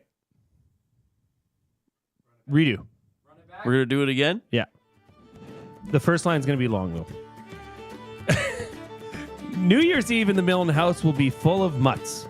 I hope everyone enjoys some cold cuts. Fireworks will fire. Maybe I'll rewatch The Wire. YTT will enjoy the evening on a booze bus. Is that better? That was better, I think. I don't know what happened. I don't know either. No! Thanks, Zach. Oh. Can you just come up with one on the fly and rectify this? Yeah, I can come up with one for sure. Okay. No writing. Just do it on... Oh, I got to do it on the ad-lib. top of my head? Yeah. All right. Tonight, at midnight, we change to 2025. Such an incredible time to be alive. Draisaitl is flying. Jeff Skinner, he's trying. Let's hope our local sports teams will all thrive. Wow. Oh, that was not the one. That was the one.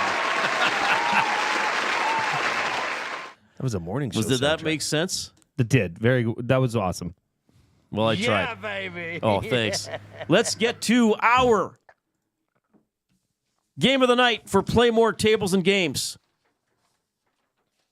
From ping pong and pool tables to darts and dome hockey, plus all the classic arcade action you could ask for, visit Canada's Game Room experts. Locations in Edmonton and Calgary or online at playmoregames.ca. Well, I'm going with the two we've been talking about. Oilers, Utah Hockey Club, Canada, United States at the World Juniors. Oilers trying to get back into the win column, see how they respond. Utah's coming in a little angry as well. Maybe the Oilers are shooting on Jackson Stauber, who's hardly played in the NHL. The Oilers have had a good month, 8-3-1 in the month of December. By the way, in the calendar year 2024, in the regular season, pardon me, this will be the Oilers' 85th game of the year, regular season. They are 52-24-8. Pretty good. Plus, they won 15 playoff games. Not bad. I, too, am going to go with that game because I want to see what's going to happen. I want to see what this shuffling of lines is all about. Utah's not been that bad lately. They're in their last 10 games, they're 11-31 on the power play. That's 35.5%. And their PK, last night was the fourth time in the last 5 games that they've had a perfect game on the PK. All right. Well, they won't tonight. Well, that's a meeting of minds or strengths. So, yeah, I'm looking forward to that Oilers game. I got to admit, I will be flipping. Now, by the time I get home, Penn State might have this game out of hand. When does that game start? Started 18 minutes ago. Oh, yeah, it's scoreless. Sorry. Scoreless 4.5 minutes into the game. Yeah. We could put it on the ESTV, but I don't want to, rock the boat. And we do need a goal here. You need Jake Neighbors to score. That's your game of the night. Is your bet on Jake Neighbors to get a goal? It was really small, just as Maddie would call it, a sprinkle. Yes, they have lost, but their special teams have been good. Is the Utah Hockey Club. Jake Neighbors has an assist in this game. Dylan Holloway got his 14th. Holloway also has an assist. Taylor Hall has the Chicago goal to go on the former Oilers trend. Ah. We're close. We're 2 away. Yeah, just give us the thumbs up or text somebody and say, can you give us the thumbs up on this show? Because we want to get to Jay's word of the day. Team Ed says Skinner needs 2 to 3 games with McDavid because Nugent Hopkins isn't capitalizing on any or many of his chances 5-on-5. Tango says Utah lost 4 in a row, I thought. Well, yes, they are. I always say they're winless in 4. They're 0-3-1 in their last 4. They had a shootout loss, and now they've lost 3 in a row in regulation. So they do have a point in there. Jake Neighbors was just around the net. Did he score? He was buzzing. He did not score. He was buzzing, but did not score. Is there a bet for Jake Neighbors will be buzzing? Let me check.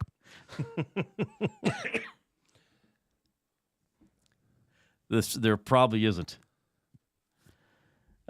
Chief Andy says Neighbors is not on the St. Louis power play. He was. They got a power play in the second minute of the game, and he was in front of the net, and Cam Fowler shot it in.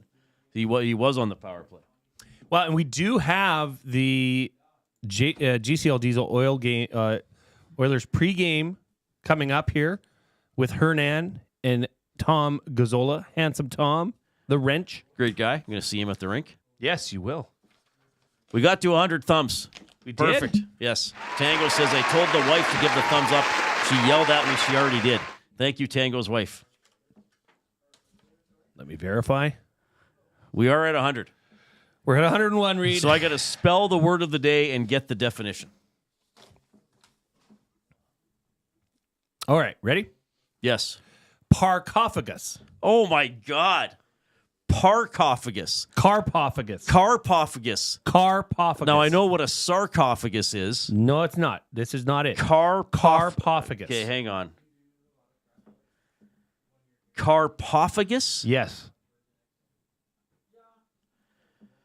My goodness. I have never heard of this word. I'm going to say carpophagus. Carpophagus. Very close. I can't even spell it correctly. Very close. Carpophagus. You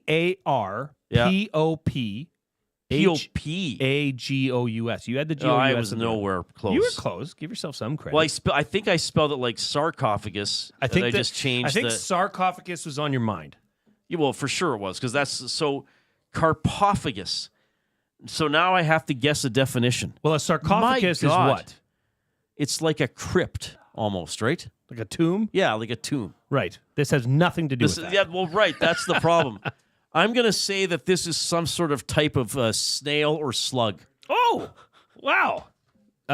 No, but the